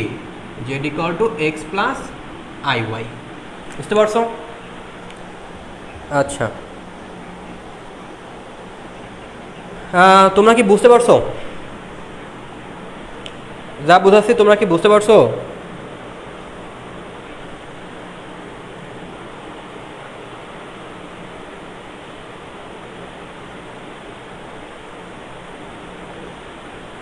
আচ্ছা, হয়তো তোমরা বুঝতে পারছো। ওকে, আচ্ছা আচ্ছা আচ্ছা, ফাইন, বুঝতে পারছো। একটু রেসপন্স করলে ভালো হয়। হ্যাঁ, আচ্ছা, তাহলে এবার একটু খেয়াল করো, যদি আমরা এই হিসেব করি যে এখান থেকে আমাদের এতটুকু নেগেটিভ আর এতটুকু হচ্ছে পজিটিভ, তার মানে আমরা এটা বলবো হচ্ছে মাইনাস এক্স আর এটা বলবো হচ্ছে পজিটিভ আই ওয়াই। তার মানে এখান থেকে যখন এটা হিসেব করবো, তার মানে এখানকার জেড হিসেবে লিখতে পারবো z equal to minus x plus i y. বুঝতে পেরেছো বিষয়টা? সিমিলার হয়তো যখন আমি এই ঘরের জন্য হিসেব করব তখন আমি লিখতে পারবো কি? Minus x minus y i, যেটা বললাম যে আই গুণ করলে সেটা উপরে বা নিচে খাড়া হিসেবে থাকে। তাহলে এখানে জেড ইকুয়াল টু কী হবে? Minus x minus i y. এখানে হবে আমাদের এক্স, এতটুকু হবে কি ওয়াই আই, আর এতটুকু জেড, এটা মাইনাস হবে। তাহলে এই জেড ইকুয়াল টু হবে x minus i y. So এই ছিল মোটামুটি আমাদের চতুর্ভাগের যে বিষয়টা। এবার একটু মডুলাস ও আর্গুমেন্ট আমরা একটু লিখে দেবো, অর্থাৎ এই রাশিটার পরিচয় আমরা দিলাম যে কখন কখন আমরা কোনটা হিসেবে লিখবো। এই ঘরে প্লাস প্লাস হিসেবে লিখবো, এই ঘরে মাইনাস এক্স পজিটিভ আই, এই ঘরে minus x minus I positive x minus I. বুঝতে পেরেছো? আচ্ছা, এবার আমরা একটু মডুলাস আর্গুমেন্ট লিখবো, মডুলাস আর্গুমেন্ট। আচ্ছা,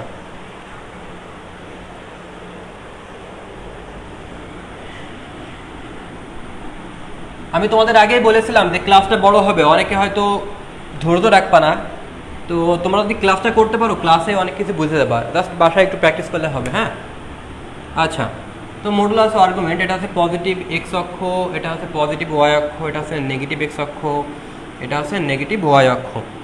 এবার একটু খেয়াল করি আমরা যে আমরা এই ঘরে মডুলাস আর্গুমেন্ট নির্ণয় করব। আসলে মডুলাসের ডেফিনেশনটা কি?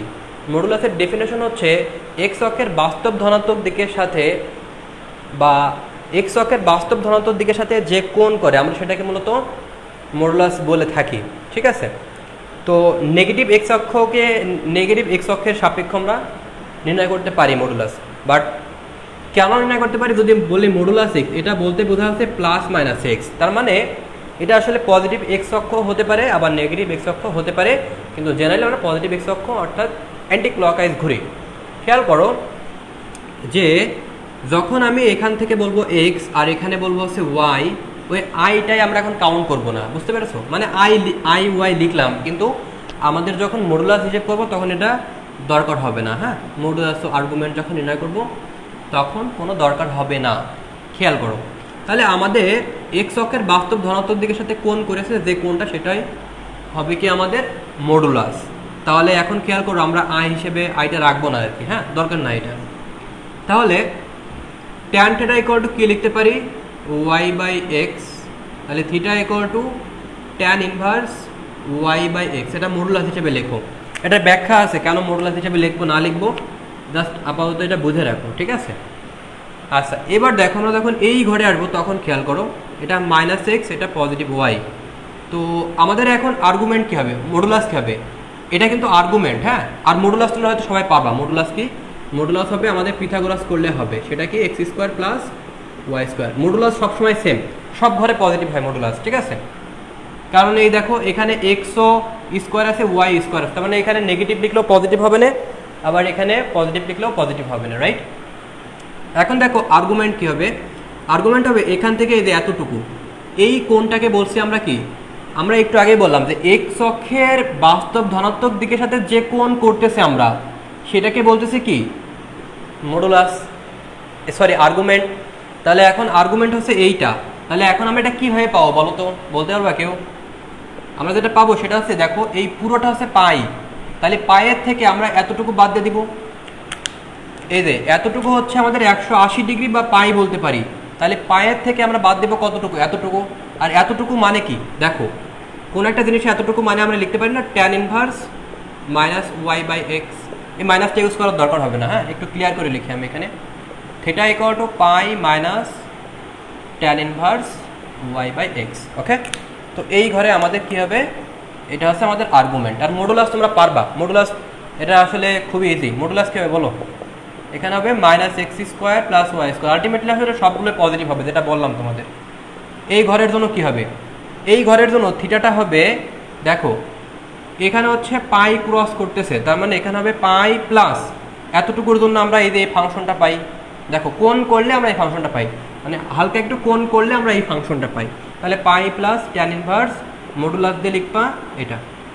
আচ্ছা, এবার যদি আমরা এই ঘরে আসি তাহলে দেখো এটা হচ্ছে 2 পাই মাইনাস, এটা হচ্ছে 2 পাই মাইনাস। তোমরা বুঝে, এগুলো তো হয়তো পারো তোমরা অনেকেই।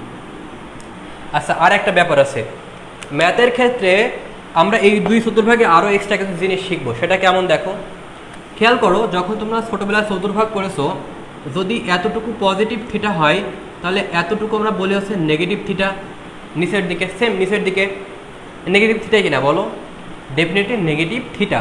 তাহলে খেয়াল করো আমাদের এতটুকু যদি পজিটিভ থিটা হয় তাহলে এখন এখানে আমরা যে আর্গুমেন্ট না করতেছি এই যে থিটাটা, এইটার পাশাপাশি আর একটা জিনিসও লেখা যেতে পারে। সেটা কি বলতে পারবা কেউ?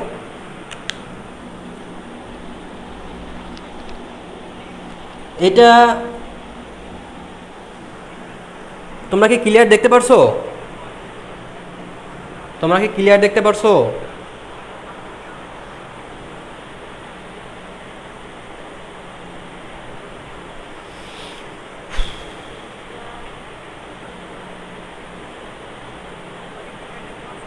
তোমরা কি ক্লিয়ার জিনিসটা? ওকে, আচ্ছা ফাইন। তাহলে দেখো আমরা এখানে লিখতে পারি কি theta equal to negative tan inverse Y by x. কারণ তোমার একটু আগেই বললাম যে এখানে যদি পজিটিভ থিটা হয় তাহলে এখানে নেগেটিভ থিটা, আর উপরে আমরা যেটা পেয়েছি এটা, তাহলে নিচে আমরা এটা লিখতে পারি। তার মানে আমরা যদি ঘড়ির কাঁটার দিকে ঘুরি, তাহলে এইটা পাই, আর ঘড়ির কাঁটার বিপরীত দিকে ঘুরলে এটা পাই।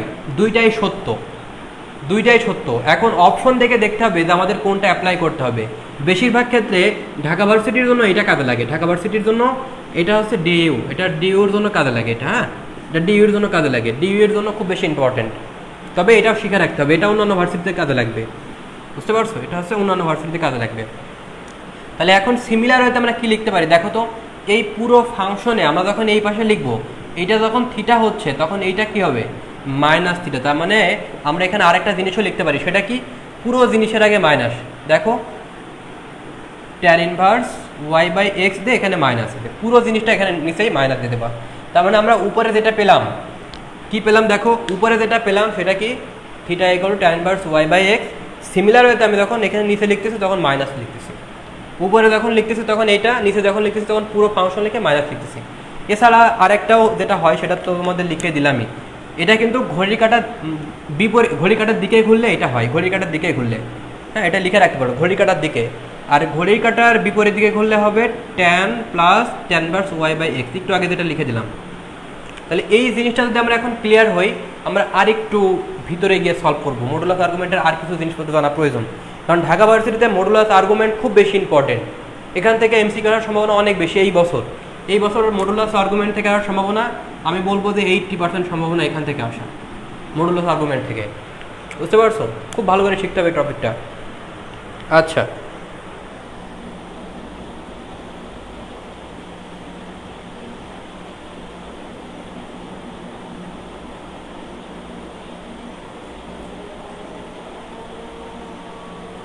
ওকে, তোমরা অনেকে বলতেছো ভাইয়া ডিসকাস করার দরকার নেই, বেশি ডিসকাশন করার দরকার নেই। ওকে ফাইন, তো তোমরা যদি ডিসকাশন না করতে বলো তাহলে আমার তো সময় বেঁচে যাবে, প্লাস কষ্ট কম হবে। ফাইন, তাহলে আমি তোমাদের মতো করে পড়াবো, কোনো সমস্যা নাই। প্রথম ক্লাসে তোমরা বলে দিও যে আজকে গ্রুপে জানাই দিবা যে আসলে কীভাবে পড়ানো যেতে পারে, আর আমি চেষ্টা করবো আমার জায়গা থেকে সর্বোচ্চ এফোর্ট দেওয়ার, ঠিক আছে, যাতে তোমাদের ম্যাথে কোনো অসুবিধা না থাকে। ওকে, তো এবার একটু খেয়াল করো, যখন একটু আগেই তোমাদের একটু বলে দিলাম, দেখো যখন এই জায়গাটা লিখছি +2, তখন আমি বলতেছি এইটা হচ্ছে এক্স অ্যাক্সিস বরাবর। দেখো আর্গুমেন্ট জিনিসটা কি, আর্গুমেন্ট মানে হচ্ছে বাস্তব ধনাত্মক দিকের সাথে যে কোণ করবে। তো এক্স অক্ষে এটা কি কোনো কোণ করতেছে, 2 কে কোনো কোণ করেছে, এটা এক্স অক্ষের উপর অবস্থিত না, তার মানে এক্স আমি এখানে কি 2x লিখতে পারি না? এক্স মানে বলতে পারি 2 3 4 5 6 7 8, তার মানে ইটিসি ইটিসি ইটিসি। তার মানে যে কোনো পজিটিভ এক্স থাকলে তার আর্গুমেন্ট হবে হচ্ছে 0 ডিগ্রি। যে কোনো পজিটিভ এক্স অক্ষ বরাবর যদি বলে যে কোনো পজিটিভ ভ্যালুতে যদি থাকে তাহলে আর্গুমেন্ট হবে 0 ডিগ্রি। এবার আমি যদি বলি যে এখানে হচ্ছে ওয়াই, দ্যাট মিনস এটাকে আমি বলতে পারি এক্স আই। এক্স আই, দেখো তো এক্স এর সাথে আই গুণ করলে সেটা 90 ডিগ্রি ঘুরে দেয়। তার মানে আমি তখন বলবো যে এটা কিন্তু পজিটিভ দিকে আছে, তার মানে পজিটিভ এক্স আই, তখন আমাদের এই আর্গুমেন্টটা হবে হচ্ছে 90 ডিগ্রি হবে। অর্থাৎ আমি যদি বলি 5i, আমি যদি বলি ধরো হাফ আই, আমি যদি বলি 5/2i, ঠিক আছে, আমি যদি বলি 7i, এটার আর্গুমেন্ট হবে কি 90 ডিগ্রি। তুমি ম্যাথ না করে বলে দিতে পারবা, কারণ কি 7 হচ্ছে বাস্তব ধনাত্মক দিকে গেছে, i মানে হচ্ছে 90 ডিগ্রি ঘুরে গেছে, তার মানে কোনো বাস্তব জিনিসের সাথে i গুণ করলে সেটা 90 ডিগ্রি ঘুরে যায়, ঠিক আছে না? ওকে, তাহলে আমাদের এই জিনিসটা গেল। এবার দেখো যে আমি যখন আরেকটা কাজ করব, খেয়াল করো যে এইবার দেখো আমি যখন এই জায়গাটা লিখছি তখন কি -x না, দেখো তো -x, তার মানে তখন কি আমাদের আর্গুমেন্ট কত, দেখো তো 180 ডিগ্রি না, এক্স অক্ষের সাপেক্ষে কত ডিগ্রি ঘুরেছে 180 ডিগ্রি, তার মানে আমাদের -x থাকলে হবে আর্গুমেন্ট হবে -পাই, রাইট? সরি, এটা হবে পাই 180 ডিগ্রি। অর্থাৎ আমি যদি বলবো -2i, তারপর যদি বলি -12i, অর্থাৎ নেগেটিভ জিনিসের সাথে i গুণ করলে হবে আমাদের কি পাই। বুঝতে পেরেছো? এবার আর একটু গভীরে যাই আমরা। এবার খেয়াল করো, যদি আমি এরকম লিখি, এই জায়গাটা লিখি, অর্থাৎ এখানে পজিটিভ এক্স আই ছিল, তাহলে এই জায়গাটা ডেফিনেটলি নেগেটিভ এক্স আই থাকবে। তো যদি নেগেটিভ এক্স আই লিখি তাহলে আমাদের আর্গুমেন্ট কত হবে বলতে পারবা কেউ? আমি যদি নেগেটিভ এক্স আই লিখি তাহলে আমাদের আর্গুমেন্ট হবে যদি এই পাশ থেকে ঘুরি তাহলে হবে 370 ডিগ্রি। অর্থাৎ এটা হচ্ছে 1π/2, এটা হচ্ছে 2π/2, এটা হচ্ছে 3π/2, তাহলে এটা হবে 3π/2, অথবা আমি যদি ঘড়ি কাটার দিকে ঘুরি তাহলে হবে -π/2।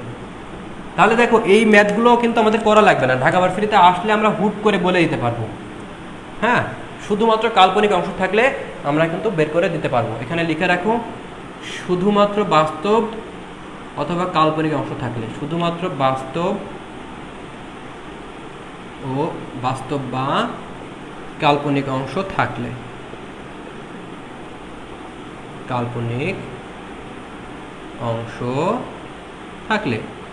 শুধুমাত্র বাস্তব বা কাল্পনিক অংশ থাকলে আমরা এরকমভাবে আর্গুমেন্ট ইজিলি বের করে ফেলতে পারি, আমাদের করার কোনো দরকারই হবে না। তাহলে এখন যদি এই ক্লিয়ার হয়, ঢাকা ভার্সিটির সব আমরা এমসিকিউ করে ফেলতে পারবো। দেখো সেটা কিভাবে, খেয়াল করো।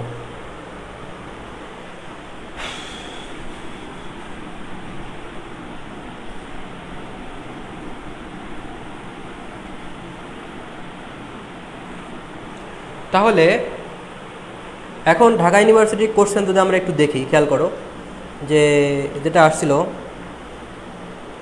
আচ্ছা, ম্যাথ করার ক্ষেত্রে আমরা বিষয়টা আর একটু ক্লিয়ার হবো। হ্যাঁ, দেখো যে ধরো তোমার কাছে আছে i - i inverse by i + 2i inverse বলেছে। ঢাকা ইউনিভার্সিটিতে এটা আসছে 14-15 সালে, এটা ডিইউতে আসছে, তোমরা যদি কোশ্চেনগুলো দেখো ডিইউতে আসছে 14-15 সালে। আমি যদি একটা করাই দিই এই নেমে, বাকি সবগুলো তোমরা পারবা।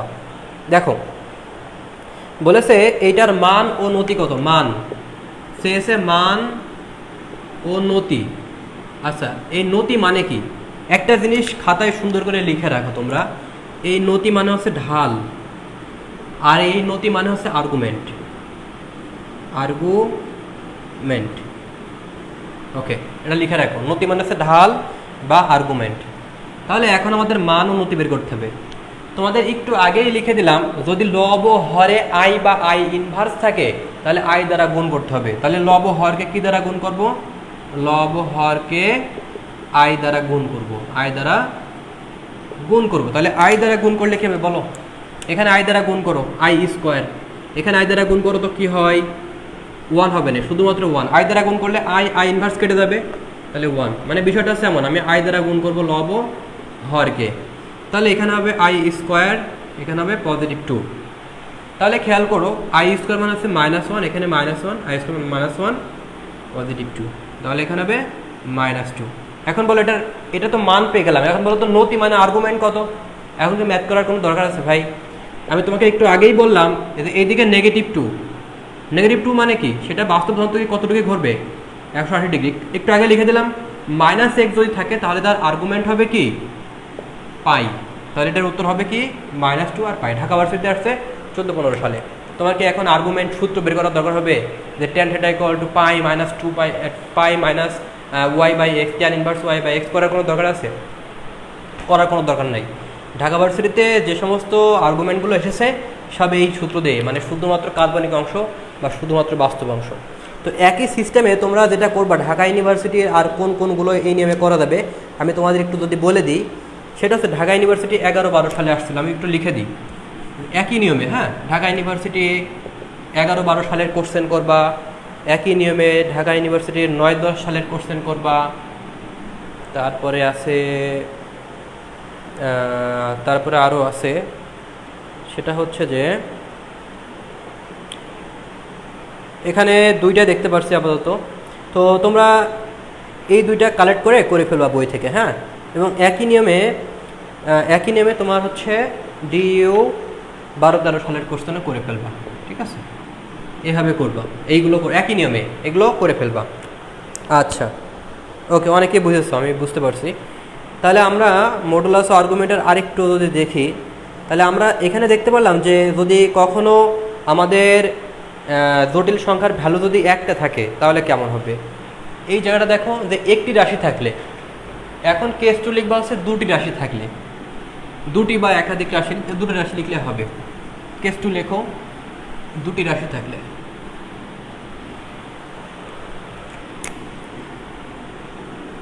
একটি এখানে লিখবা দুটি রাশি থাকলে। আচ্ছা, খেয়াল করো, আমি একটু শর্টে লিখে দিই তোমাদের। যদি এমন থাকে তোমার কাছে z = x + iy আছে, ধরো z1, আর z2 = ধরো -x + iy, এই টাইপের কোনো কিছু আছে, সে আমি ধরে নিচ্ছি। ধরো এখানে কি আছে, এখন দুটি রাশি। আগে ছিল কয়টা রাশি? শুধুমাত্র z ছিল, একটা রাশি ছিল, z1 আর z2 আছে। তাহলে এখন দুইটা রাশির জন্য আমাদের মডুলাস যে কাজটা করতে হবে, ধরো z1 আর z2 এর মডুলাস বের করতে বলেছে। মডুলাস মানে কি? এখন এটাকে কীভাবে লিখতে পারবো জানো?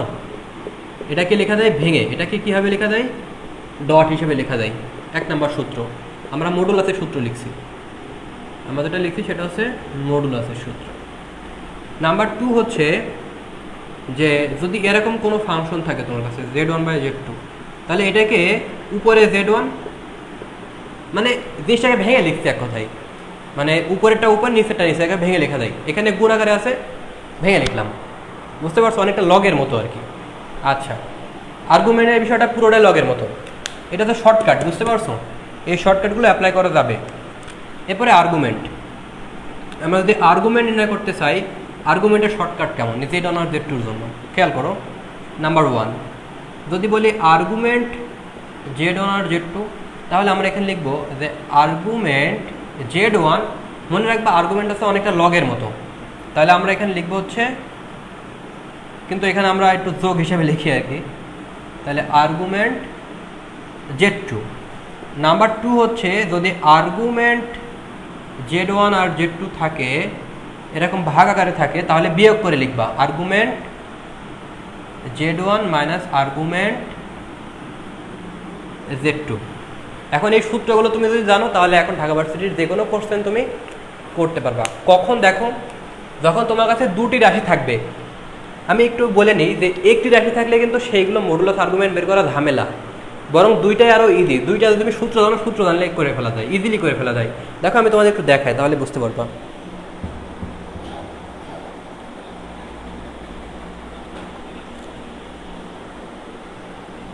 আচ্ছা, তোমরা কি বুঝতে পারছো?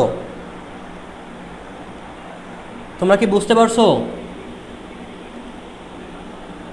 আচ্ছা, অনেকে লিখেছো যে ভিডিও কোয়ালিটি ভালো না। আচ্ছা, তোমরা কি বুঝতে পারছো না? আমার ক্লিয়ার নাকি? লেখা যা আমি যা লিখেছি সেইগুলো বুঝতে পারছো কিনা, বা আমি যা বলছি সেটা ক্লিয়ারলি শুনতে পারছো কিনা একটু কমেন্ট বক্সে জানাও তো। ক্লিয়ারলি লেখাগুলো দেখা যায়? একটু জানাও কাইন্ডলি। আচ্ছা, দেখা যাচ্ছে, তার মানে ম্যাক্সিমাম যেহেতু দেখা যাচ্ছে, তার মানে দুই একজনের সমস্যা আছে, এটা আমার সমস্যা না। ওকে, ফাইন। আচ্ছা আচ্ছা, তাহলে আমরা এই সূত্র দিয়ে ঢাকা ইউনিভার্সিটির যে ম্যাথটা করব সেটা একটু দেখি। সেটা হচ্ছে যে আমরা যদি ঢাকা ইউনিভার্সিটির আরেকটা জিনিস তোমাদের একটু মাথায় রাখতে হবে, সেটা আমি একটু বলে দিই। ধরো তোমার কাছে আছে z equal to x plus i y. হ্যাঁ, এখন বিষয়টা হচ্ছে তোমার কাছে z equal to x plus i y আছে, তোমার কাছে বললাম জেড বার কত। জেড বার মানে হচ্ছে ধরো তুমি দাঁড়ায় আসো, তোমার মাথায় কেউ বাড়ি দিয়ে দিয়েছে, মানে তুমি মনে করো জেড, এই বার মানে হচ্ছে তোমার মাথায় কেউ আঘাত করেছে। বুঝতে পারছো? মানে তোমার মাথায় কেউ আঘাত করেছে, এর মানে কি জানো? এর মানে হচ্ছে আয়ের আগে চিহ্ন পরিবর্তন। এই কোনো কিছু মনে করো সামথিং আছে, সামথিং বার, এই বার বলতে বোঝায় আয়ের আগে চিহ্ন পরিবর্তন, আয়ের আগে চিহ্ন পরিবর্তন। তো এখন দেখো যদি এটা লিখি তাহলে কি হবে? বাস্তব ধনাত্মক কাজ নেই, এই প্লাস আছে, আয়ের আগে মাইনাস করে দিতে হবে। দ্যাটস ইট ভাই, খুব ইজি। ধরো আমি তোমাকে এরকম বললাম যে z equal to minus x minus i y আছে সে, তাহলে এটা জেড বার ইকুয়াল টু হবে minus x positive i y. এখানে কি থাকলো না থাকলো দেখার দরকার নেই, আয়ের আগে মাইনাস থাকলে পজিটিভ আর পজিটিভ থাকলে নেগেটিভ। তো এই জিনিসটা একটু জানা প্রয়োজন, এটা একটু লিখে রাখতে পারো। এবং এইটাকে বলা হয় কনজুগেট রাশি বা অনুবন্ধী রাশি। অনুবন্ধী মানে কি? যে ফাংশনটা থাকবে সেটাকে আর মানে কি করতে হবে, বার হিসেবে লিখতে হবে, জেড বার। ঠিক আছে, এটাকে বলা আছে। আচ্ছা, ওকে, ফাইন। দেখো অনেকে লিখছে যে মাঝে মাঝে ভালো দেখা যায় না। আমি এখনো ওয়াইফাই নিতে পারিনি রুমে, আমি একটা রুম নিয়েছি, এখানে ক্লাস নিচ্ছি। তো এখানে ক্লাস নিচ্ছি, তো এই ক্ষেত্রে আমি ডাটা কিনে তোমাদের ক্লাস নিচ্ছি, সো আসলে নেট প্রবলেম হওয়ার কোনো ওয়ে নাই। ঠিক আছে, এখানে ফুল 4G পাই। ওকে, তো আমি একটু দেখাই আর কি এই রিলেটেড ম্যাথ আসলে কীভাবে করবা, শর্টকাটে কীভাবে করা যেতে পারে। দেখো ঢাকা ইউনিভার্সিটি 13-14 সালে একটা কোর্সেন আসছে, সেটা যদি একটু ফলো করো তোমরা। এখানে দেওয়া রয়েছে Z one equal to 2 plus I এবং জেড টু ইকুয়াল টু দেওয়া রয়েছে হচ্ছে 3 প্লাস আই, এরকম জিনিস দেওয়া রয়েছে। এবং তোমাকে বলা হচ্ছে জেড ওয়ান আর জেড টু বার এর মডুলাস বের করতে। তো এটা ঢাকা ইউনিভার্সিটিতে আসছিল 13-14 সালে আসছিল ডিউতে।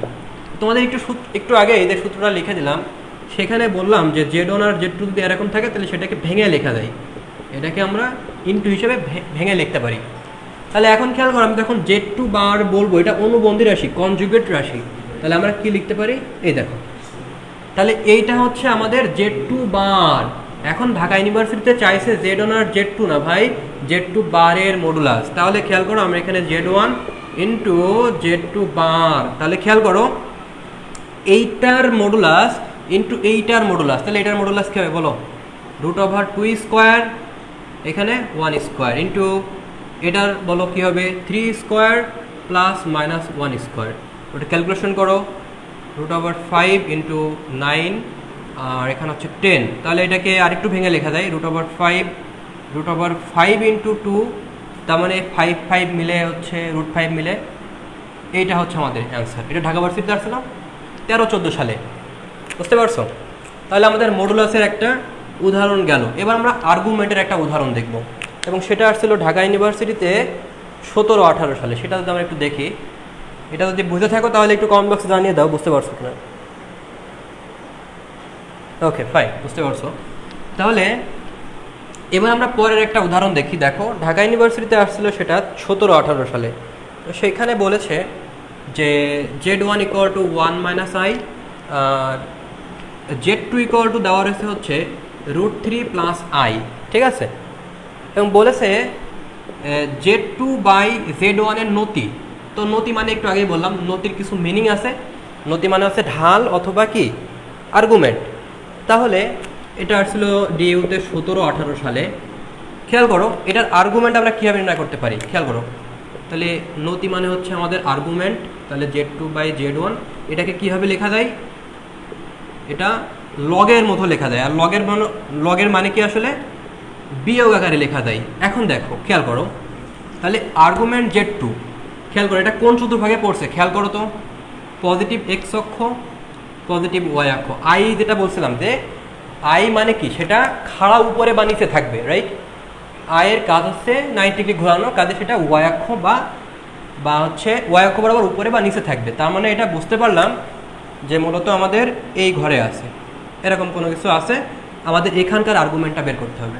তো এই ঘরের সূত্র কি বলো, প্রথম ঘরের সূত্রটা একটু আগেই লিখে দিলাম তোমাদের, tan ইনভার্স y/x। তা y মানে কত এখানে, y মানে হচ্ছে 1 আর x মানে হচ্ছে √3 মাইনাস। এবার Z1, এখন Z1 মানে কোন জায়গায় আছে দেখো তো, এখানে হচ্ছে পজিটিভ নেগেটিভ। তো পজিটিভ মানে কি, পজিটিভ মানে হচ্ছে ডান দিকে যাবে অথবা উপরের দিকে যাবে, আর নেগেটিভ মানে হচ্ছে নিচের দিকে আসবে। তাহলে খেয়াল করো আমাদের এই 1 - i বলতে বোঝাচ্ছে এতটুকু আমাদের 1 আর এতটুকু হচ্ছে 1, রাইট। আমরা যদি আই লিখি এটা আছে নিচের দিকে, এই যে এরকম দেওয়া হয়েছে। এবং তোমাকে বলেছিলাম যদি এখানে থিটা হয় তাহলে এখানে হবে -θ। আমি যদি ঘড়ি কাটার দিকে ঘুরি তাহলে এই দিকে আমরা লিখতে পারছিলাম tan ইনভার্স y/x। তাহলে আমি যদি নিচে লিখি তাহলে সেম জিনিস থাকবে ভাই, শুধুমাত্র আমরা মাইনাস দিব আর কিচ্ছু দিব না, কারণ আমরা এখন ঘড়ি কাটার দিকে ঘুরছি। আরেকটা সূত্র আছে 2π - y/x, আমরা ওইটা যাব না। তাহলে এখন খেয়াল করো আমরা এখানে কি লিখতে পারি, মাইনাস মাইনাসে প্লাস হয়ে যাবে, আর এখানে হবে tan ইনভার্স y মানে কত 1, x মানে কত 1। তাহলে এবার খেয়াল করো এটা মানে হচ্ছে 60 ডিগ্রি, তার মানে π/, হচ্ছে 6, আর এটা হবে 45 ডিগ্রি, তার মানে π/4। ক্যালকুলেশন করে যা হয় তাই উত্তর, বুঝতে পারছো। সেইভাবে তুমি শর্টকাট সূত্রের মাধ্যমে জিনিসটা করে ফেলতে পারছো।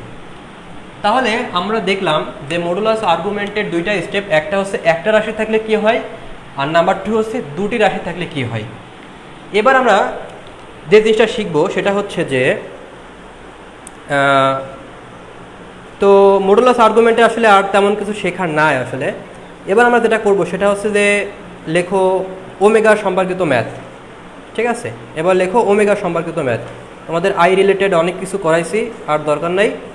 এবার লেখো ওমেগা সম্পর্কিত, অর্থাৎ পরের টাইপে লেখো, টাইপ 3 লেখো। তো মডুলাস আর্গুমেন্ট যদি আসে এখন পারবা, এইগুলোর বাইরে আর কিছু নাই আসলে। ওকে, তাহলে এবার আমরা টাইপ 3 যেটা করব সেটা লেখো যে টাইপ 3 করবা ওমেগা সম্পর্কিত তথ্যাবলী। এখানে টাইপ 3 লিখবা হচ্ছে ওমেগা সম্পর্কিত তথ্যাবলী। আচ্ছা, তো প্রথমে একটু ধারণা দিই আসলে ওমেগার আইডিয়াটা কই থেকে আসলো। আসলে দেখো এই ওমেগাটা মূলত আসলে কিছুই না, এটা হচ্ছে এককের ঘনমূল। এককের ঘনমূল 3টা, এবং সেখান থেকে মূলত আমরা ওমেগার ধারণাটা পাই। সেটা কিভাবে খেয়াল করো, যে এককের ঘনমূল মানে কি, ধরো তোমার কাছে আছে এক্স, বললাম এটার বর্গমূল, তুমি বলো ভাই বর্গমূল মানে তো এটা। আমি যদি বলি ঘনমূল তখন তুমি বলো ভাই এটা। তার মানে আমি যদি বলি এককের ঘনমূল, তার মানে এখানে 1 আছে, এর ঘনমূল মানে হচ্ছে এটা, রাইট। এবার আমি এটাকে একটু সিম্পলিফাই করি। দেখো এটাকে ধরে নিলাম এক্স, ধরি এককের ঘনমূল হচ্ছে এটা। এখন আমি এটাকে কিউ করি, তাহলে এখানে হবে 1। এবার একটু বাম সাইডে আসো, বাম সাইডে আসলে কি হবে, এক্স কিউ। এখানে হবে, সূত্র ফেলার জন্য আমরা এই কাজটা করলাম। এবার আমরা এখানে একটা সূত্র লিখব, সমাধানের যে সূত্রটা আছে। তাহলে এখানে x square plus x plus one, এই সূত্রটা তোমরা হয়তো সবাই জানো। তাহলে এখন হয় অথবা যদি আমরা সেই সিস্টেমটা অ্যাপ্লাই করি তাহলে এক্স ইকুয়াল টু আমাদের ওয়ান হয়। অ্যান্ড দেন আমরা যদি এইটাকে একটু ভেঙে লিখি, x square plus x plus one equal শূন্য, তাহলে মাইনাস এক্স ইকুয়াল টু কী হবে বলো তো? মাইনাস এক্স নাইনটিন একটা ফর্মুলা পড়ছিলাম, যদি মিডল টার্ম না করা যায় তখন আমরা একটা সূত্র অ্যাপ্লাই করি, সেটা কি minus B plus minus root over four a c by হচ্ছে কি ফোর এসি বাই হচ্ছে 2a। তাহলে আমরা যদি এখানে এই জিনিসটা অ্যাপ্লাই করি, আমি এখানে লিখি বুঝতে সুবিধা হবে। X equal to minus one, b মানে দেখো এর সহগ হচ্ছে one, plus minus b square মানে কত? বি স্কোয়ার মানে হচ্ছে ওয়ান স্কোয়ার, মানে মাইনাস ওয়ান স্কোয়ার, একই কথা, plus b square minus, sorry ভুল হচ্ছে, বি এখানে হবে b plus minus b four a c, four a হচ্ছে কত ওয়ান, আর সি কত ওয়ান বাই 2a, এ মানে কত ওয়ান। তাহলে এটাকে যদি একটু ভেঙে লিখি, minus one plus minus root over ফোরকে করলে কত হবে না? কোথাও ভুল হচ্ছে, 4ac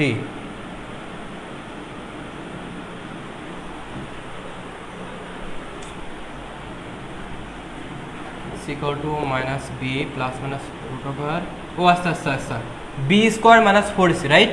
এই জায়গাটা একটু ভুল লিখে ফেলেছি আমি আসলে, যে X equal to minus B plus minus root over B square minus four AC হবে, হ্যাঁ, বাই হচ্ছে 2a, এই জায়গাটা একটু ভুল লিখে ফেলেছি। তো বি স্কোয়ার মানে কত দেখো, বি স্কোয়ার মানে হচ্ছে minus one square into four into one by হচ্ছে 2 ইন্টু ওয়ান।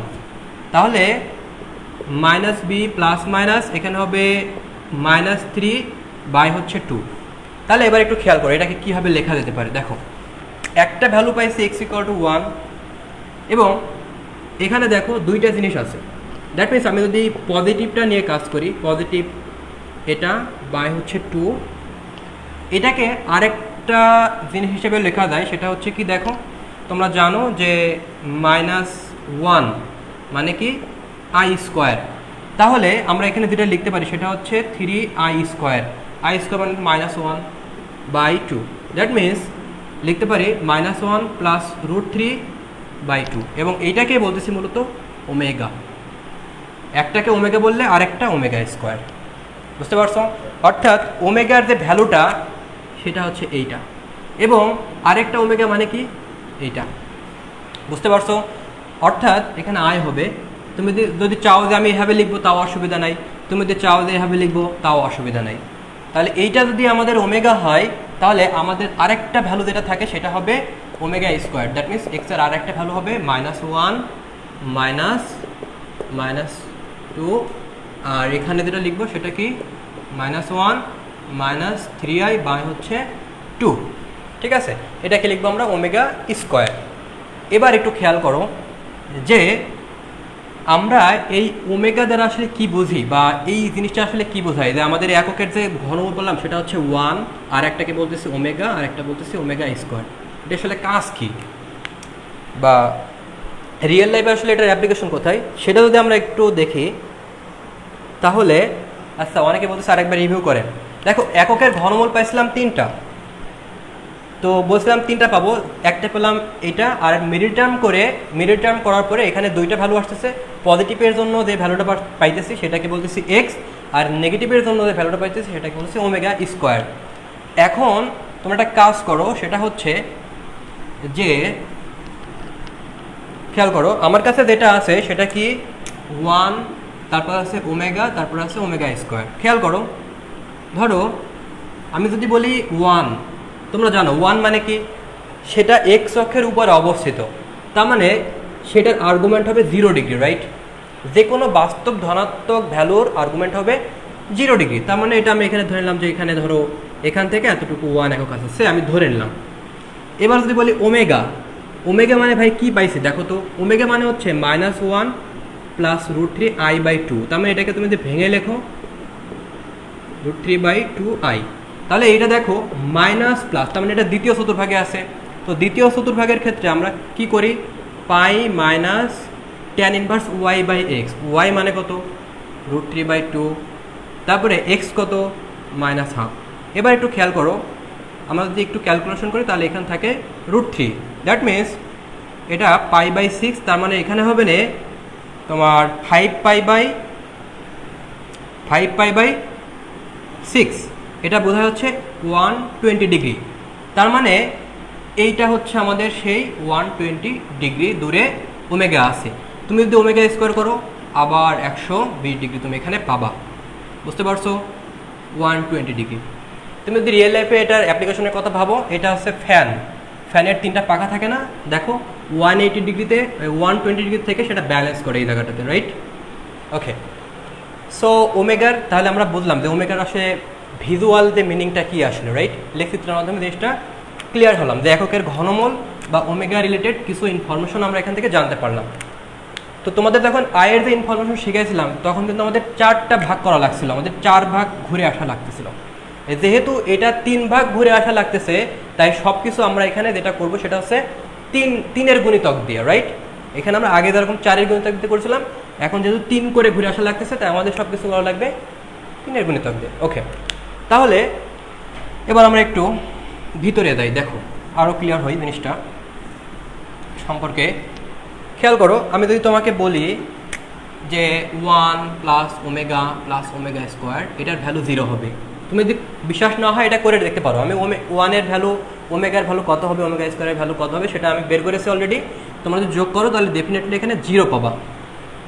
আচ্ছা, তো যখন তুমি এটা 0 পাচ্ছ তখন খেয়াল করো, এই 1 মানে লেখা যায় ω²0, এটা মানে হচ্ছে ω1, এটা হচ্ছে স্কোয়ার। দেখো এখানে ধারাবাহিক কয়টা পদ আছে, দেখো তো 1টা 2টা 3টা, তাহলে আমি বলতেছি এটা ভ্যালু 0। এখন এই কনসেপ্টে কাজে লাগিয়ে কিন্তু আমরা অনেক বড় ম্যাথগুলো করতে পারি। ফর এক্সাম্পল, আমি যদি তোমাকে এরকম বলি ω⁴101, ω⁴102, ω⁴103, অ্যান্সার কত হবে? কমেন্ট বক্সে জানিয়ে দাও অ্যান্সার কত হবে। এটার অ্যান্সার কত হবে?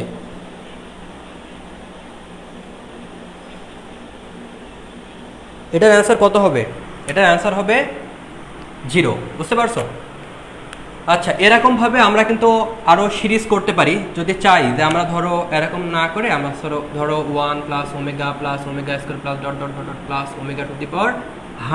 যদি এরকম কোনো কিছু লিখি তাহলে কি হবে, এটার অ্যান্সার বলতে পারবা? দেখো এখানে 3টা থাকলে হবে 0, তাহলে 3-এর যত গুণিতক থাকবে ততই যা থাকবে সব 0। এখানে 101 লিখেছি, আর এটা হচ্ছে 1 থেকে 101, কিন্তু এখানে আরেকটা পদও কিন্তু আছে ভাই, সেটা কি ω⁴0 দিয়ে স্টার্ট হয়েছে। তার মানে কিন্তু আমাদের যেহেতু 0 দিয়ে স্টার্ট হয়েছে, তার মানে আমাদের পদ আছে 102টা। আর 102টা মানে কি, দেখো তো 3-এর গুণিতক হয় না, তুমি যদি 34 দিয়ে গুণ করো তাহলে হয়তো সেটা দেখো 3-এর গুণিতক হয়, আর 3-এর গুণিতক হলে আনসার হবে 0। আর যদি আমি এই জায়গাটা 100 দিতাম তাহলে আমাদের 99টা পদের ভ্যালু 0 হতো, তার মানে 2টা পদ ব্যতীত বাকি সব 0 হতো, তাহলে আমাদের অ্যান্সার হতো 1 + ওমেগা। বুঝতে পারছো? সো এইগুলো আর কি বিভিন্ন ভার্সিটিতে আসে, ঢাকা ভার্সিটিতে তো আসবে না, অন্য ভার্সিটির জন্য কাজে লাগবে। আচ্ছা, তাহলে এই গেল আর কি। এবার আমরা যদি ওমেগা এটা সিঙ্গেল টার্মটা যদি শিখি একটু, ওমেগা আরও কিছু জিনিসপত্র আমরা যদি একটু দেখি, খেয়াল করো। ধরো আমি তোমাকে বললাম যে ω⁴Q, একটু আগেই বললাম যেহেতু এটা 3 ভাগ করে ঘুরে আসা লাগতেছে, দেখো 1 ভাগ 2 ভাগ 3 ভাগ, আগে আয়ের ক্ষেত্রে 4 ভাগ করে ঘুরে আসা লাগছিল, 4 হচ্ছিল। আমাদের এখন এখানে ω⁴Q এর ভ্যালু হবে 1, দ্যাট মিনস এটা হচ্ছে তোমার যদি আমরা করি, অর্থাৎ এককের ঘনমূলের কিছু বৈশিষ্ট্য আছে, তাহার একটা বৈশিষ্ট্য হচ্ছে এককের ঘনমূলের গুণফলের ভ্যালু হবে কত? 1। তাহলে আমরা এখানে ω⁴Q মানে কত লিখতে পারি? 1, রাইট? তাহলে এককের যোগফল, এককের ঘনমূলের যোগফলগুলোর ভ্যালু হবে 0 আর গুণফল হবে 1, বুঝতে পারছো? তাহলে আমরা যখন গুণফল করব তখন ω3 ভ্যালু হচ্ছে 1, তাহলে বলো ω6 কত হবে? 1, তারপরে 9 কত হবে? 1। এভাবে আমরা যদি যাই তাহলে আমরা বলতে পারি ω3n এটার ভ্যালু হবে 1, বুঝতে পারছো বিষয়টা? ω3n। এখন আয়ের ক্ষেত্রে যেটা বলছিলাম যে i⁴n + p যদি থাকে তাহলে i⁴p হবে আমাদের উত্তর, i⁴p হবে আমাদের উত্তর। কিন্তু এখানে আমাদের কি আছে দেখো, আমাদের যেটা হবে এখানে যদি 3n প্লাস হচ্ছে ধরো পি লিখি, সে আমি যদি এখানে পি লিখি, তাহলে যেটা হবে এই জায়গাটাতে আমাদের যে উত্তরটা হবে omega two the power P, কারণ 3n থাকলে উদাও হয়ে যাবে, কারণ ওটার ভ্যালু 1 হয়ে যাবে, রাইট? একই সিস্টেম আমরা করতে পারি। তাহলে দেখো এখন ধরো আমি তোমাকে যদি বলি ওমেগা টু দি পাওয়ার 100 যদি বলি তোমাকে, তাহলে কি হবে? তাহলে কি হবে? এটা হবে 99 পদ। দেখো তুমি 3 দিয়ে ভাগ করো এটাকে, 99 পর্যন্ত হাওয়া হয়ে যাবে, তাহলে আর এক্সট্রা থাকে 1। দ্যাট মিনস আমরা এটাকে লিখতে পারি 99 মানে 3 ইন্টু 99 প্লাস 1। দেখো 3n মানে হচ্ছে 3n, সরি এখানে ভুল হচ্ছে 33, ঠিক আছে? আর এখানে পি এটা হচ্ছে 1, তার মানে omega two the power 1, that means omega হচ্ছে আমাদের উত্তর। বুঝতে পারছো বিষয়টা? সো এটা হচ্ছে ব্যাপার আর কি, এই ধরনের ম্যাথগুলো একটু করে রাখবা। এছাড়া ওমেগার ভ্যালু যদি ধরো ওমেগার ভ্যালু এখানে আমি যদি বলি 1 2 3 4 5 এরকম বড় ডিজিট দিয়ে দিই, তাহলে কি করবা? যদি এরকম থাকে তাহলে মাথায় রাখবা যে সবগুলো জিনিসের যোগফল ভাগ 3 করলে যা হবে একটু করে নিও আর কি। হ্যাঁ, যদি এটা ঢাকা ভার্সিটিতে আসবে না, অন্য ভার্সিটিতে আসতে পারে, দেখে রাখো যে সব যা থাকবে ওমেগার ক্ষেত্রে কী হবে, পাওয়ার যা থাকবে সবগুলো যোগ করে 3 ভাগ দেবা। এটা কেন 3 ভাগ দিতে হবে এটার এক্সপ্লেনেশন আছে, আমরা ভিতরে যাচ্ছি না, জাস্ট এটা জেনে রাখলে চলবে। ওকে, সো ওমেগা রিলেটেড আমরা যত ইনফরমেশন আছে সব করে ফেললাম। এখন আমার মনে হয় ঢাকা ইউনিভার্সিটির ম্যাথ যা আছে তোমরা পারবা, আমি একটু লিখে দিই। DU 18-19 সালে ম্যাথটা করবা। DU 18-19 সালে যে ম্যাথটা আসছিল সেটা এই ওমেগা দিয়েই আসছিল। খুবই ইজি ম্যাথ, তোমরা দেখলেই বুঝতে পারবা। আমি তো বেসিকটা দিয়েছি, এখান থেকে আসলেই তোমরা পারবা। তো আরেকটা জিনিস আমি একটু শেখাই তোমাদের, ওমেগার শর্টকাট একটা সিস্টেম আছে ওমেগা রিলেটেড ম্যাথের ক্ষেত্রে। ঢাকা ইউনিভার্সিটিতে একটা MCQ আসছিল, দেখো 1 minus omega plus omega square তার স্কোয়ার, আর এখানে আছে হচ্ছে 1 plus omega minus omega square, এরকম কিছু আছে। তো এরকম যদি থাকে এটারও ট্রিক্স আছে। এটা এমনিতে সহজ, ঢাকা ইউনিভার্সিটিতে আসছিল, এটা 11-12 সালে আসছিল। তো এটা আরও সহজে করা যায়, সেটা কীভাবে দেখবা? দেখো এখানে কার আগে মাইনাস আছে, ওমেগার আগে মাইনাস আছে, যেটার আগে মাইনাস থাকবে ভাই, যেটার আগে মাইনাস থাকবে জাস্ট কি করবা, সেটার আগে 2 বসিয়ে দিবা, আর কিচ্ছু করা লাগবে না, স্কোয়ার। ওকে, যেটার আগে মাইনাস থাকবে সেটার আগে 2 বসিয়ে দিবা, আর কোনো কিছু করার দরকার নাই, প্লাস। সিমিলার হয়তো এখানে ওমেগা স্কোয়ারের আগে মাইনাস আছে, তুমি এখানে 2 বসিয়ে দাও, হয়ে গেল। এবার খেয়াল করো এখানে 4 ওমেগা স্কোয়ার 4 ওমেগা 4, আর ওমেগা 4 মানে কত? শুধু ওমেগা, কারণ ওমেগা কিউ মানে হচ্ছে 1, তাহলে এখান থেকে তুমি যদি 4 কমন নাও তাহলে ওমেগা স্কোয়ার ওমেগা, আর এটা মানে কত? ওমেগা, এটা মানে হচ্ছে 1, কারণ তুমি জানো 1 plus omega square equal to 0, তাহলে omega plus omega square equal to -1। So আমাদের অ্যান্সার হচ্ছে -1। সো এই ধরনের ট্রিক্স অ্যাপ্লাই করে তুমি কিন্তু ম্যাথটা করতে পারবা। সো সিমিলার ওয়েতে তুমি করতে পারো ঢাকা ইউনিভার্সিটির যে 4-5 সালে আসছে, ঢাকা ইউনিভার্সিটি 2-3 সালে আসছে, তোমরা যদি দেখো তাহলে এই জিনিসটা পারবা। এবং একটা জিনিস মাথায় রাখতে হবে, কখন এই ট্রিক্সটা অ্যাপ্লাই করা যাবে, মাইন্ড ইট, যখন ভিতরে প্লাস মাইনাস থাকবে তখন অ্যাপ্লাই করো। ধরো এখানে মাইনাস আছে, তাহলে কিন্তু আর হবে না ভাই, তখন কিন্তু আর নর্মাল নেমে তখন শর্টকাটে হবে না, তখন ভেঙে সরে করা লাগবে। আর যদি প্লাস মাইনাস থাকে তখন তুমি হ্যাঁ এখানে মাইনাস আছে সামনে 2 বসে একবারে করে ফেলতে পারো। তাহলে আমাদের ওমেগা রিলেটেড ম্যাথগুলো গেল, আমাদের আসলে 3টা টাইপ গেল। এবার আমরা দেখবো সেটা হচ্ছে সমীকরণ দিয়ে ম্যাথ চিহ্নিতকরণ। সমীকরণ দিয়ে টাইপ 4 লেখো, সমীকরণ দিয়ে, সমীকরণ থেকে আমরা জ্যামিতিক টার্মগুলো শিখবো, যে সমীকরণ থেকে জ্যামিতিক পরিচয়। এখানে লেখো টাইপ 4, লেখো সমীকরণ থেকে জ্যামিতিক পরিচয়, জ্যামিতিক পরিচিতি বা পরিচয় যা লিখবা লেখো।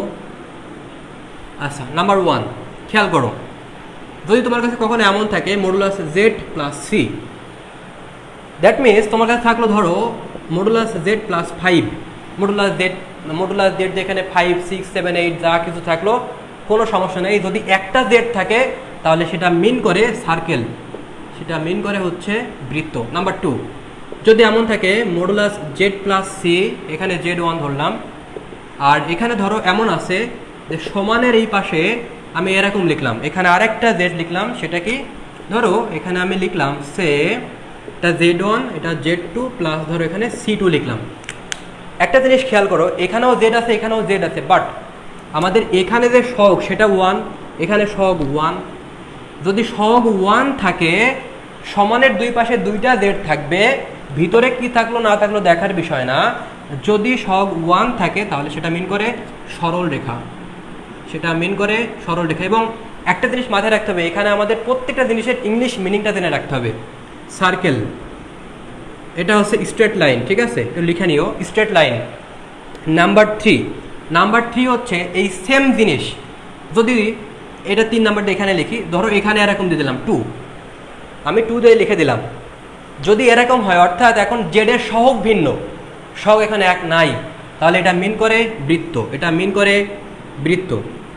এটা আর একভাবেও থাকতে পারে, এটা আর একভাবেও থাকতে পারে। সেটা কীভাবে থাকতে পারে খেয়াল করো, আমি এটা কীভাবে লিখতে পারি, z1 plus c z2 plus c2 equal to 2। এক কথা এখানে সি লিখলাম, এখানে 2, 3, 5, 6 যায় থাকুক, অসুবিধা নেই। অর্থাৎ কোনো ফাংশন যদি এই রিলেটেড থাকে সেটাও বৃত্ত নির্দেশ করে, কারণ তুমি এই পাশে নিয়ে যাও, জেডের সহগ ভিন্ন হবে, এটা বৃত্ত মেন করে। আচ্ছা, এইবার আরেকটু ভিতরে যাই, খেয়াল করো, আমি এটা মুছে দিলাম।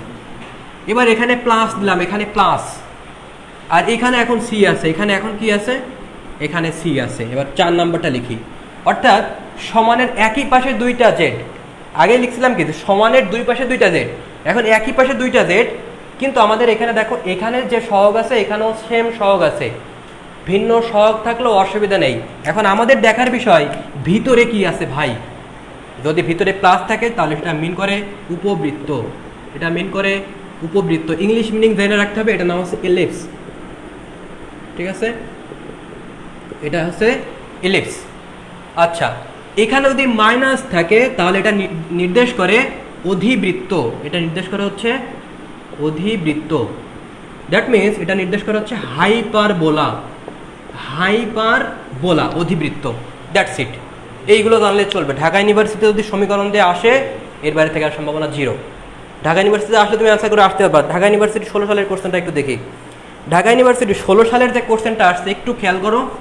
কোশ্চেনটা আসছে এরকম, z-5 প্লাস z+5 ইকুয়াল 16। তুমি যদি এই ম্যাথটা ভেঙে করতে দাও ভাই, তোমার 1 পেজ লাগবে। বিলিভ মি, এটা হাফ পেজের নিচে তুমি করতে পারবে না। তুমি ম্যাথে প্রো হলেও এটা হাফ পেজের নিচে করতে পারবে না তুমি। And then finally half page করার পরে একটা ইকুয়েশন আসবে, তারপরে কি ইকুয়েশন সেই ডিসিশন করে তুমি বলবো এটা হচ্ছে উপবৃত্ত। কোনো দরকার আছে ভাই? ভিতরে প্লাস আছে, উপবৃত্ত, ইলিপস, দ্যাটস ইট। কোনো দরকার নেই ম্যাথ করার। যদি এই জায়গাটা মাইনাস দিত, অধিবৃত্ত। এটা আসছিল ঢাকা ইউনিভার্সিটিতে 16 সালে। তুমি ম্যাথ দেখবে, অ্যান্সার বলবা। এটা জাস্ট 1 সেকেন্ডের ব্যাপার। 2016 সালে আসছিল এটা, ঠিক আছে, 16-17 সালে আসছিল এটা। ওকে, তাহলে এই গেল সমীকরণ থেকে জ্যামিতিক যে পরিস্থিতিগুলো এটা। এবার আমরা পরের টাইপ শিখবো। পরের টাইপ হচ্ছে বিভিন্ন মূল নির্ণয়, এবং এটা শিখতে পারলে মোটামুটি আমাদের এই অধ্যায়টা ক্লোজ হয়ে যাবে। আশা করা যায় এখান থেকে ঢাকা ইউনিভার্সিটিতে যত কোশ্চেনে আসুক তুমি অ্যান্সার করে আসতে পারবা ইনশাআল্লাহ। এবার লেখো, আমরা লিখবো এখন মূল নির্ণয়। মূল নির্ণয় পরের টাইপ লেখো, মূল নির্ণয় টাইপ 5। তোমাকে বুঝতে পারছো কি? আচ্ছা ভাইয়া, প্যারাবোলা কি হতে পারে? আচ্ছা, প্যারাবোলাতে দিবে না ভাইয়া, প্যারাবোলা দিয়ে দেওয়ার সম্ভাবনা 0। বুঝতে পারছো? প্যারাবোলা রিলেটেড কোনো ম্যাথই নাই এখানে ভাইয়া, আর আসলেও এগুলো দিয়ে দিবে না। আর যেগুলো লিখে দিলাম এর ভিতরে আসবে। ওকে, তাহলে আমরা পরের টাইপ যেটা লিখবো সেটা হচ্ছে মূল নির্ণয়। খেয়াল করো পরের টাইপ, এবং এটা হচ্ছে লাস্ট টাইপ বলতে পারো। এরপরে আরেকটা দু একটা জিনিস আছে। মূলত এটা আমাদের বলতে পারো প্রায় শেষের দিকে চলে আসছে ক্লাসে। অনেকে হয়তো বিরক্ত ফিল করতেছো। আমি তোমাদের কিন্তু বলেছিলাম যে তোমাদের প্রতিদিন ক্লাস ডিউরেশন থাকবে 1.5 থেকে 2 ঘন্টা। যদিও ক্লাস নেওয়ার আগে কিছু বক করছি আজকে প্রায় 15-20 মিনিট না। সো আশা করা যায় 9টার ভিতরে বা 9টা-15 ভিতরে প্রতিদিনই হয়তো তোমাদের ক্লাসটা শেষ হয়ে যাবে। সো আমি যেটা বলছিলাম যে টাইপ 4 সেটা হচ্ছে মূল নির্ণয়। মূল নির্ণয়। আচ্ছা, এখন মূল নির্ণয়ের ক্ষেত্রে যেটা হয় যে আমরা 9-10 পর্যন্ত কিন্তু শুধুমাত্র দ্বিঘাত বা ত্রিঘাত পর্যন্ত করে এসেছি, চতুর্ঘাত কিন্তু এভাবে করা হয় নাই এই জায়গাটাতে। এবং আমরা যেগুলো শিখছিলাম সেটা কিন্তু বাস্তব জিনিসের ক্ষেত্রে, আমরা কাল্পনিক জিনিসের ক্ষেত্রে কিন্তু মূল নির্ণয় কখনো এভাবে শিখি নাই, এবং আমরা জাস্ট শর্টকাটের মাধ্যমে শিখবো। সো আমরা ভিতরে গিয়ে আর যাবো না, জাস্ট আমরা শর্টকাট শিখবো। সো কেস 1 লেখো। কেস 1টা হচ্ছে বর্গমূল নির্ণয়। বর্গমূল নির্ণয়। এখন বর্গমূল নির্ণয়ের দুইটা স্টেপ আছে। এক হচ্ছে শুধুমাত্র কাল্পনিক অংশ থাকলে বর্গমূল নির্ণয় করতে বলতে পারে, এবং আরেকটা সিচুয়েশন আছে যে বাস্তব এবং কাল্পনিক দুইটাই থাকবে। আমি প্রথমেই যেটা শেখাবো সেটা হচ্ছে শুধুমাত্র কাল্পনিক অংশ থাকলে কি হবে। লেখো শুধুমাত্র স্টার চিহ্ন দিয়ে এরকম করে লেখো যে কাল্পনিক অংশ থাকলে কি হবে। কাল্পনিক অংশ কাল্পনিক অংশ থাকলে যেটা হবে সেটা হচ্ছে যে ধরো আমি তোমাকে বললাম যে তোমার কাছে আছে এক্স আই মানে কি শুধুমাত্র কাল্পনিক অংশ। আমি কিন্তু তোমার কাছে এখন বলি নাই, মানে আমি যদি আরেকটু বোঝাই, ধরো জেড ইকুয়াল টু দেওয়া রয়েছে এক্স প্লাস আই ওয়াই। আমি তোমাকে বলছি ভাই শুধুমাত্র কাল্পনিক অংশ থাকলে বর্গমূল কি হবে। দ্যাট মিনস এখন এই পার্টটা নাই, আমাদের কাজ হচ্ছে শুধুমাত্র কাল্পনিক অংশ নিয়ে। তো কাল্পনিক অংশের ক্ষেত্রে বর্গমূল নির্ণয়ের সূত্রটা হচ্ছে √n/2।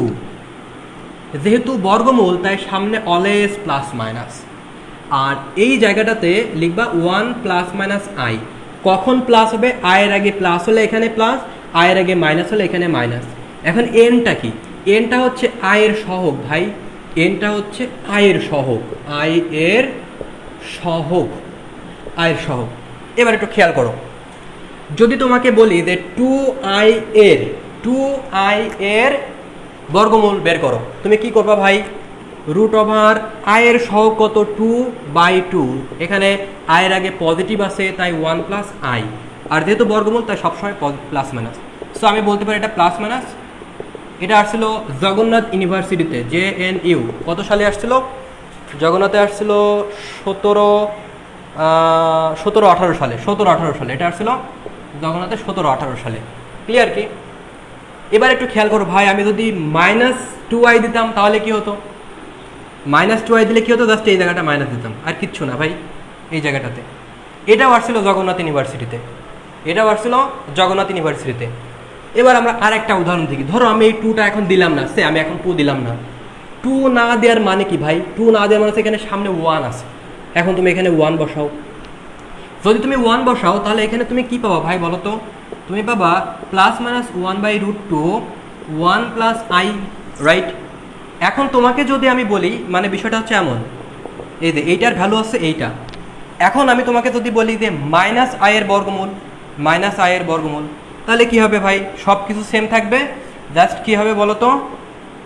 এই জায়গাটাতে প্লাস আছে, এই জায়গাটাতে প্লাস ছিল, এখন এই জায়গাটা মাইনাস হয়ে যাবে, রাইট? আচ্ছা, এইটা ভার্সিতে খুব বেশি আসে না, যদি পজিটিভ i বা -i, কিন্তু একটা কোশ্চেন আছে, সেটা তোমার দাদার আমল থেকে চলে আসছে। সেই কোশ্চেনটা একটু দেখো। সেই কোশ্চেনটা হচ্ছে এরকম, √i প্লাস এইটার ভ্যালু কত? এইটাতে কত ভার্সিটিতে এসছে ভাই তুমি নিজেও জানো না। তখন কি করতে হবে? এই দুইটা যোগ করে দাও। তো যোগ করে দিলে কি হবে? 1/√2 ভাই পাশ থেকে কমন যায় না? তাহলে দেখো এখানে +-1/√2 কমন নাও, এখানে হবে 1 + i, এখানে হবে 1 - i। তাহলে এখানে তুমি যদি ক্যালকুলেশন করো, এখানে i কাটা যাবে না, এখানে থাকবে নাকি +-1/√2, আর এখানে হবে 2। সো আমাদের এখানে হবে +-√2। এই ভ্যালুটা একটু মুখস্থ রেখো ভাই, এটা ভার্সিটি পরীক্ষায় খুব আসে। যদি বিশ্বাস নয় কোশ্চেন ব্যাংক দেখতে পারো, এই দুইটার ভ্যালু কত মনে রাখবা। বুঝতে পারছো? আরেকটা জিনিস সাথে একটু অ্যাড করে দিই, এটা ভার্সিটিতে আসে না, এটা ইঞ্জিনিয়ারিং বিশ্ববিদ্যালয়তে আসতে পারে। কি সেটা? এই জায়গাটা কিউ দিতে পারে, এমসিকিউতে আসতে পারে। ইঞ্জিনিয়ারিং দ্বারা এখন কুয়েটা হয়তো রিটার্ন করে দিয়েছে কিনা, আগে ইঞ্জিনিয়ারিং ভার্সিটি পরীক্ষায় এটা আসতো। যদি স্কোয়ারের জায়গায় যদি কিউ থাকে তাহলে এটার ভ্যালু হবে 0, এটা লিখে রাখো একটু, ঠিক আছে? সো আই রিলেটেড বিষয়গুলো গেল, যে আমি কোনটা শিখলাম, শুধুমাত্র কাল্পনিক অংশ থাকলে, রাইট? এইবার আমরা আরেকটা জিনিস শিখবো বর্গমূল নির্ণয়ের, সেটা হচ্ছে যে যদি থাকে বর্গমূল না, এখন যদি থাকে কাল্পনিক অংশ সাথে বাস্তব অংশ থাকে, আর দুইটা অংশ থাকবে। খেয়াল করো একটু, আমি একটু দ্রুত পড়াচ্ছি, তোমাদের আসলে তোমরা কমেন্টগুলো আমি দেখতে পারছি না, কারণ আসলে একদিনে একটা চ্যাপ্টার শেষ করা একটু ডিফিকাল্ট আর কি। সেক্ষেত্রে জটিল সংখ্যার কিন্তু অনেক কিছু তোমাদের করাচ্ছি আর কি, রাইট? সো একটু লেট হচ্ছে। সো বাস্তব এবং কাল্পনিক অংশ দুইটা থাকবে। এখন কি থাকবে? বাস্তব প্লাস কাল্পনিক, এখন দুইটাই থাকবে। যদি দুইটাই থাকে তাহলে কি করতে হবে? তো সেই ক্ষেত্রে আমি সূত্র না লিখে যদি ম্যাথ দিয়ে বোঝাই দিই তাহলে তোমরা একটু ভালোভাবে বুঝতে পারবা। এটা আমি যদি একটু বোঝাই, এটা ঢাকা ভার্সিটিতে আসছিল হয়তো, তোমাদের যদি আমি একটা উদাহরণ কালেক্ট করে বোঝাই তাহলে জিনিসটা বুঝতে পারবা। একটা ম্যাথ এসছে, সেটা রাজশাহী ইউনিভার্সিটিতে 17-18 সালে আসছিল। তো সেই কোশ্চেনটা হচ্ছে এরকমের যে -8 -6 -1 এরকম একটা কোশ্চেন আসছে, বলছে এটার বর্গমূল কত। রাজশাহী ইউনিভার্সিটিতে 17-18 সালে আসছিল, এটা 17-18 সালে। হ্যাঁ, তো আমি যদি একটু দেখাই কোশ্চেনটা, দেখো এটা আসলে কিভাবে করা যেতে পারে। খেয়াল করো, তোমার যে কাজ হবে সেটা হচ্ছে এটা রেখে দিবা, এটাকে আই ফরম্যাটে প্রকাশ করো, আই ফরম্যাটে। তো এটা হচ্ছে তোমরা জানো যে i = √1, সো আমি এখানে i লিখে দিলাম। যার সাথে i থাকবে সেটাকে 2 ইন্টু সামথিং আকারে প্রকাশ করো। কি বললাম? 2 ইন্টু সামথিং। 2 ইন্টু সামথিং মানে কি ভাই? 2 ইন্টু 3i, 2 ইন্টু সামথিং আকারে প্রকাশ করলাম। এবার i এর সাথে যে জিনিসটা থাকবে, i এর সাথে যে জিনিসটা থাকবে সেটাকে এমনভাবে ভাঙবা যাহাদের বর্গের অন্তর্ফল এটা আসে। কিরকম দেখো, আমি এই 3 কে ভাঙতে পারি কি 3 ইন্টু 1 হিসেবে ভাঙতে পারি না ভাই? এখন 3-র অন্তর্ফল, 3 কে স্কোয়ার করলে 9 হয়, 1 কে স্কোয়ার করলে 1 হয়। এটার কি অন্তর্ফল আমাদের কি মাইনাস আসে? 8 আসে। কোনটা আগে পরে সেটা ফ্যাক্ট না, আমাদের অন্তর্ফল আসে কিনা, আসে। তাহলে আমাদের কাঙ্ক্ষিত জিনিসটা পেয়ে গেলাম, আমাদের ফলাফল হবে 3 আর 1 এর ভিতরে। এখন যেহেতু ভিতরে মাইনাস আছে তাহলে আমরা এখানে মাইনাস দিব। আর যদি আমাদের মাইনাস যদি বড় সংখ্যা, মাইনাস যদি থাকে সামনে, যদি মাইনাস থাকে তাহলে i যাবে বড় সংখ্যার সাথে। যদি মাইনাস থাকে তাহলে i যাবে বড় সংখ্যার সাথে, আর সামনে যদি প্লাস থাকে তাহলে i যাবে ছোট সংখ্যার সাথে। আর i সবসময় ডান পাশে লেখা হয়, ডান পাশে, অর্থাৎ প্লাস মাইনাসের ডান পাশে। তাহলে আমাদের এখানে মাইনাস যেহেতু আছে তাহলে i যাবে বড় সংখ্যার সাথে, অর্থাৎ 3 এর সাথে i যাবে, আর 1টা এখানে বসাই দাও সামনে প্লাস মাইনাস, অ্যান্সার ক্লোজ। বুঝতে পারছো বিষয়টা?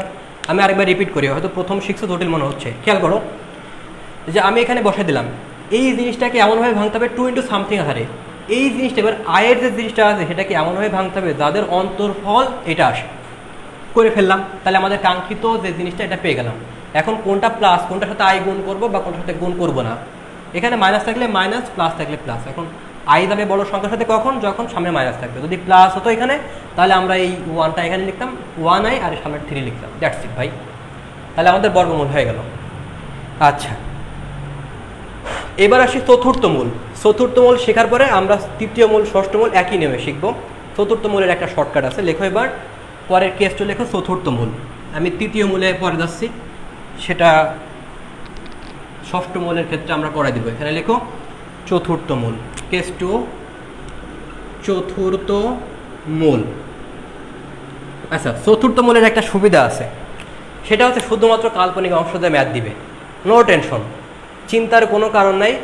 যত বিশ্ববিদ্যালয়ে কোশ্চেন দেখবে সব শুধুমাত্র কাল্পনিক অংশ, বাস্তব এবং কাল্পনিক দুইটা একসাথে থাকে না কখনো। তাহলে কীরকম থাকতে পারে? আমি যেটা বললাম যে z = x + iy, এই পার্টটা কেটে দাও ভাই, এই পার্টটা কেটে দাও। কেটে দিয়ে তোমার কাছে থাকবে কি? z = শুধুমাত্র iy থাকবে। ক্লিয়ার না? ক্লিয়ার না? তাহলে যদি এইটা থাকে, শুধুমাত্র কাল্পনিক অংশ থাকে, তাহলে আমাদের যে সূত্রটা সেটা বর্গমূলের মতোই সূত্র, কোনো চেঞ্জ নাই ভাই, একদম ইজি। সেটা কি? √n/2 plus minus. এখানে আরও সুবিধা আছে, যেহেতু চতুর্থ মূল বলেছি তাই এখানে অলওয়েজ প্লাস মাইনাস থাকবে, এখানে অলওয়েজ প্লাস মাইনাস থাকবে। তোমার এখানে কখন প্লাস হবে কখন মাইনাস হবে এটা নিয়ে চিন্তা করার কোনো কারণই নাই, শুধুমাত্র এনের ভ্যালু বসাবা, ম্যাথ ক্লোজ। তাহলে এখন কীভাবে হবে খেয়াল করো। এই এন মানে বোঝাই হচ্ছে, এন মানে বোঝায় যে আয়ের সাথে, এটা আসলে এইভাবে না, এইভাবে থাকে না, জেনারেলি থাকে কি যে এখানে 4 থাকলো, এখানে ধরো কোনো একটা ভ্যালু থাকলো সে, এখানে এম থাকলো সে, এখানে প্লাস মাইনাস এম থাকতে পারে। প্লাস মাইনাসেও ব্যাপার না, এরকম চতুর্থ মূল থাকবে, বলবে এটার ভ্যালু কত। বুঝতে পারছো? তোমার যে কাজটা হবে এখানে সবসময় মাথায় রাখবা, এই এন বলতে বোঝায় √m। এম বলতে বোঝায় কি? মানে এই √m না, এই এম এর রুটের ভিতরে যেটা থাকবে সেটার আবার রুট। আমি একটা উদাহরণ দেখাই তাহলে তোমরা ক্লিয়ার হবা। দেখো, রাজশাহী ইউনিভার্সিটির একটা কোশ্চেন, এখানে 4 আছে, এখানে -81 আছে। এটা রাজশাহী ইউনিভার্সিটিতে আসছিল 17-18 সালে। এখন খেয়াল করো, আমরা যে সূত্রটা একটু লিখে ফেলি, যে সূত্রটা কিন্তু আমি এখানে লিখাই আছে, যে এই হচ্ছে আমাদের সূত্র। এখন এনের ভ্যালু কত? এনের ভ্যালু আছে রুটের ভিতরে যেটা থাকবে সেটার আবার রুট। এখানে প্লাস থাকলে কি মাইনাস থাকলে সেটা দেখার বিষয় না ভাই। তাহলে এখন এটা রুট করলে কত হবে বলো? এটা রুট করলে কত হবে? 9 হবে না? এই 9টা বসাই দাও। 9 বসাই দিলে কত হবে? 3/√2, দ্যাটস ইট। চতুর্থ মূলের ম্যাথ হয়ে গেছে, আর লাগবে না, একটা শিখলে হবে। এবার আমরা শিখবো হচ্ছে কেস 3। কেস 3 লিখবো তৃতীয় এবং ষষ্ঠ মূল একসাথে। পঞ্চম মূল নিয়ে তোমাদের তেমন কোনো আলোচনা নাই, তবে এটা শেখার কোনো উদ্দেশ্য থাকলে সেটা একাডেমিকে শেখাই আমি। অ্যাডমিশনে আমি এটা দিয়ে টানবো না আর কি। হ্যাঁ, সো একাডেমিকে পঞ্চম মূল দিয়ে কোনো ভার্সিটিতে দেবে না, সো টেনশন নাই, ঠিক আছে? এটা শেখার জন্য এমনি শেখা রাখতে পারো। এবার শিখবো হচ্ছে তৃতীয় ও ষষ্ঠ মূল। ষষ্ঠ মূল, ঠিক আছে? ষষ্ঠ মূল। আচ্ছা, এই ক্ষেত্রে আমাদের কোনো সূত্র নাই, সূত্র একটাই, অপশন টেস্ট।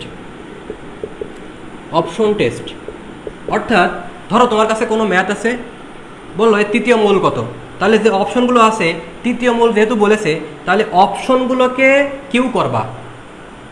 ধরো তৃতীয় মূল বলেছে, কোনো একটা ম্যাথ দেওয়া আছে, বলেছে এইটার তৃতীয় মূল কত, তাহলে কোনো একটা অপশন আছে, অপশনকে ঘন করবা। ঘন করার পরে যদি উত্তর পাও তাহলে সেটা উত্তর। যদি বলে এটা ষষ্ঠ মূল কত, তাহলে যে অপশনগুলো থাকবে সেটার পাওয়ার 6 করবা, করে দেখবা মেন উত্তরটা কি আছে সেটা। তো ষষ্ঠ মূল দিয়ে এই পর্যন্ত আমি দেখেছি যে 2টা ভার্সিটিতে কোশ্চেন এসছে মাত্র 2বার, ষষ্ঠ মূল দিয়ে আসেই না। তৃতীয় মূল দিয়েও খুব কম আসে, কিছু আসে, তবে ষষ্ঠ মূল থেকে ইম্পর্টেন্ট, এই জন্য একটু শেখা রাখবা। তবে না আসার সম্ভাবনা অনেক অনেক বেশি, এটা দেখা যায় প্রতি 5 বছর বা 10 বছর পর পর একবার দেয়। সো আমাদের যেটা শেখার দরকার শিখে ফেলেছি, বর্গমূল থেকে সবচেয়ে বেশি আসে। তো আমার মনে হয় বুঝতে পেরেছি, তৃতীয় বা ষষ্ঠ মূল জাস্ট অপশন টেস্ট করলে অ্যান্সারটা ক্লোজ। ওকে, তাহলে আমাদের মূল নির্ণয়ের বিষয়গুলো গেল। আচ্ছা, এবার ছোট্ট আরেকটা জিনিস আছে তোমাদের শেষের পথে, জাস্ট আরেকটা জিনিস শেখালে তোমাদের মোটামুটি ক্লোজ আর কি, আজকের পড়াটা শেষ।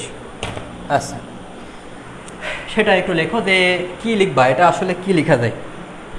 লেখো এক্সট্রা একটা ফর্মুলা আর কি, ঠিক আছে? অতিরিক্ত একটা ফর্মুলা, জাস্ট এটার টাইপ আসলে আমি খুঁজে পাচ্ছি না কি দেবো আসলে, ঠিক আছে? ইচ্ছা মতো লেখো আর কি, অথবা তোমার মনে যা আছে সেই টাইপে লেখো আর কি, সামথিং, ঠিক আছে? আচ্ছা, এই ক্ষেত্রে আসলে ধরো এক্স ইকুয়াল টু এরকম দেওয়া রয়েছে, এ প্লাস আই বি ফর্মেটে দেওয়া রয়েছে। মাইন্ড ইট, এরকম ফর্মেটে কিন্তু নাই, আবার এরকম ফর্মেটে কিন্তু নাই। যদি এরকম ফর্মেটে থাকে, অর্থাৎ লিনিয়ার ফাংশন বলে তাকে, কোনো রুটমুট নাই ভাই। যদি এরকম কোনো ফাংশন থাকে তাহলে আমাদের একটা শর্টকাট সূত্র পাইছে, তোমার কাছে এখানে দিলাম আমি, জেড ইকুয়াল টু ধরো A X cube plus B 5x square plus C X plus D, এরকম ধরো দেওয়া রয়েছে, এবং বললো যে এইটার ভ্যালু কত, এইটার ভ্যালু কত। যদি এরকম কখনো বলে তাহলে একটা শর্টকাট সূত্র আছে, তবে একটা জিনিস মাথায় রাখতে হবে, আমাদের এখানে যে ভ্যালুটা দেওয়া থাকবে সেটা অবশ্যই লিনিয়ার টার্ম দেওয়া থাকা লাগবে। যদি থাকে তাহলে উত্তর হবে এই ধ্রুবক পদ নিবা মাইনাস। এবার এখানে যেটা করতে হবে সেটা হচ্ছে বাস্তব অংশের স্কোয়ার অবাস্তব অংশের স্কোয়ার, দ্যাটস ইট, হয়ে গেছে। তো আমরা যদি এই জিনিসটা জানি, ঢাকা ইউনিভার্সিটির 18 নম্বর কোশ্চেনটা দেখতে পারি, অর্থাৎ ঢাকা ইউনিভার্সিটির এটা আসছিল মূলত 5-6 সালে আসছিল। দেখো x equal to -1 plus i, এরকম একটা জিনিস দেওয়া রয়েছে, এবং বলছে যে x cube plus 3x square plus 4x plus 7, বলছে এইটার ভ্যালু কত, এটা আসছিল ডিইউ 4-5 সালে। দেখো এটা করতে কিন্তু তোমার আগে ভেঙে লেখা লাগবে যাতে এই ভ্যালু আসে, অর্থাৎ x plus 1 equal to y. এখন এক্স প্লাস 1 এখানে বানাতে হবে, 9-10 তোমার শিখেছে এই জিনিসগুলো, ওই ফর্মেটে করার পরে তারপরে করতে হবে, কোনো দরকার নেই ভাই। কি করতে হবে দেখো, এখানে কি দেওয়া আছে, 7 দেওয়া রয়েছে, তাহলে 7 মাইনাস বাস্তব অংশ মানে কি 1 স্কোয়ার, নেগেটিভ পজিটিভ থাকুক, এটাকে স্কোয়ার করলে তো আসলে পজিটিভ আসবে, 1 স্কোয়ার, তাহলে এখানে কী হবে 7 - 2 5 উত্তর, দ্যাটস ইট। ঢাকা ইউনিভার্সিটি আসছিল এটা 4-5 সালে। তো ঢাকা ইউনিভার্সিটি আসলে এরকম ম্যাথটা দিবে, এখানে রুট দিয়ে দিবে না। তো রুট দিয়ে দিলে কিন্তু তখন আর শর্টকাটে খাটে না, তখন ওই আগের ফর্মেটে করতে হবে, এবং তোমরা সেটা পারো।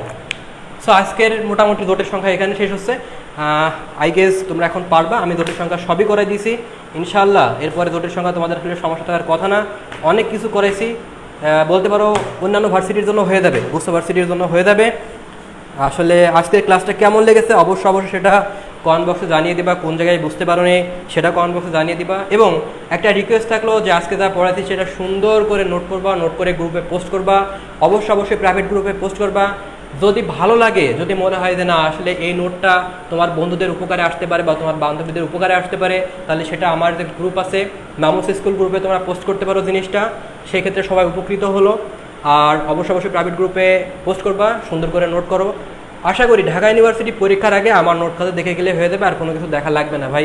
আমি যা করাইছি এর বাইরে কিছু আসবে না, সম্ভব না, এর বাইরে আসা সম্ভব না, ঠিক আছে? কারণ আমি অ্যানালাইসিস করে তোমাদের করাই দিয়েছি।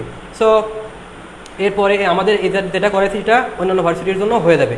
সো আজকের ক্লাসটা এখানে শেষ করতেছি। সামনে তোমাদের ত্রিকোণমিতি, অর্থাৎ কালকে কিন্তু নতুন একটা চমক নিয়ে হাজির হচ্ছি। ত্রিকোণমিতির বিশ্বাস করো 90% ম্যাথই শর্টকাটে করা যায়। তুমি ম্যাথ দেখবা 5 সেকেন্ডে আনসার বলবা, এবং কালকে সেটা শেখাবো। সো ক্লাসে থাকছো সবাই। আজকে যারা ক্লাস করে নাই তো আসলে তারা হয়তো রেকর্ডিং আছে, দেখে নিতে পারে, এই আর কি। আর যারা আজকে বুঝতে পারো নি, হয়তো ব্লার দেখা গেছে, অনেকে ক্লিয়ার বুঝতে পারো নি, আমার এখানে নেট কানেকশন ভালো ছিল, রেকর্ডেড থাকবে ক্লাসটা। সো টেনশনের কোনো কারণে যে কোনো সময় গ্রুপ থেকে দেখে নিতে পারো। সো সবাই ভালো থাকো, সুস্থ থাকো, কেমন লেগেছে সেটা কমেন্ট বক্সে জানিয়ে দাও ক্লাসটা। সো সবাই ভালো থাকো, ধন্যবাদ সবাইকে।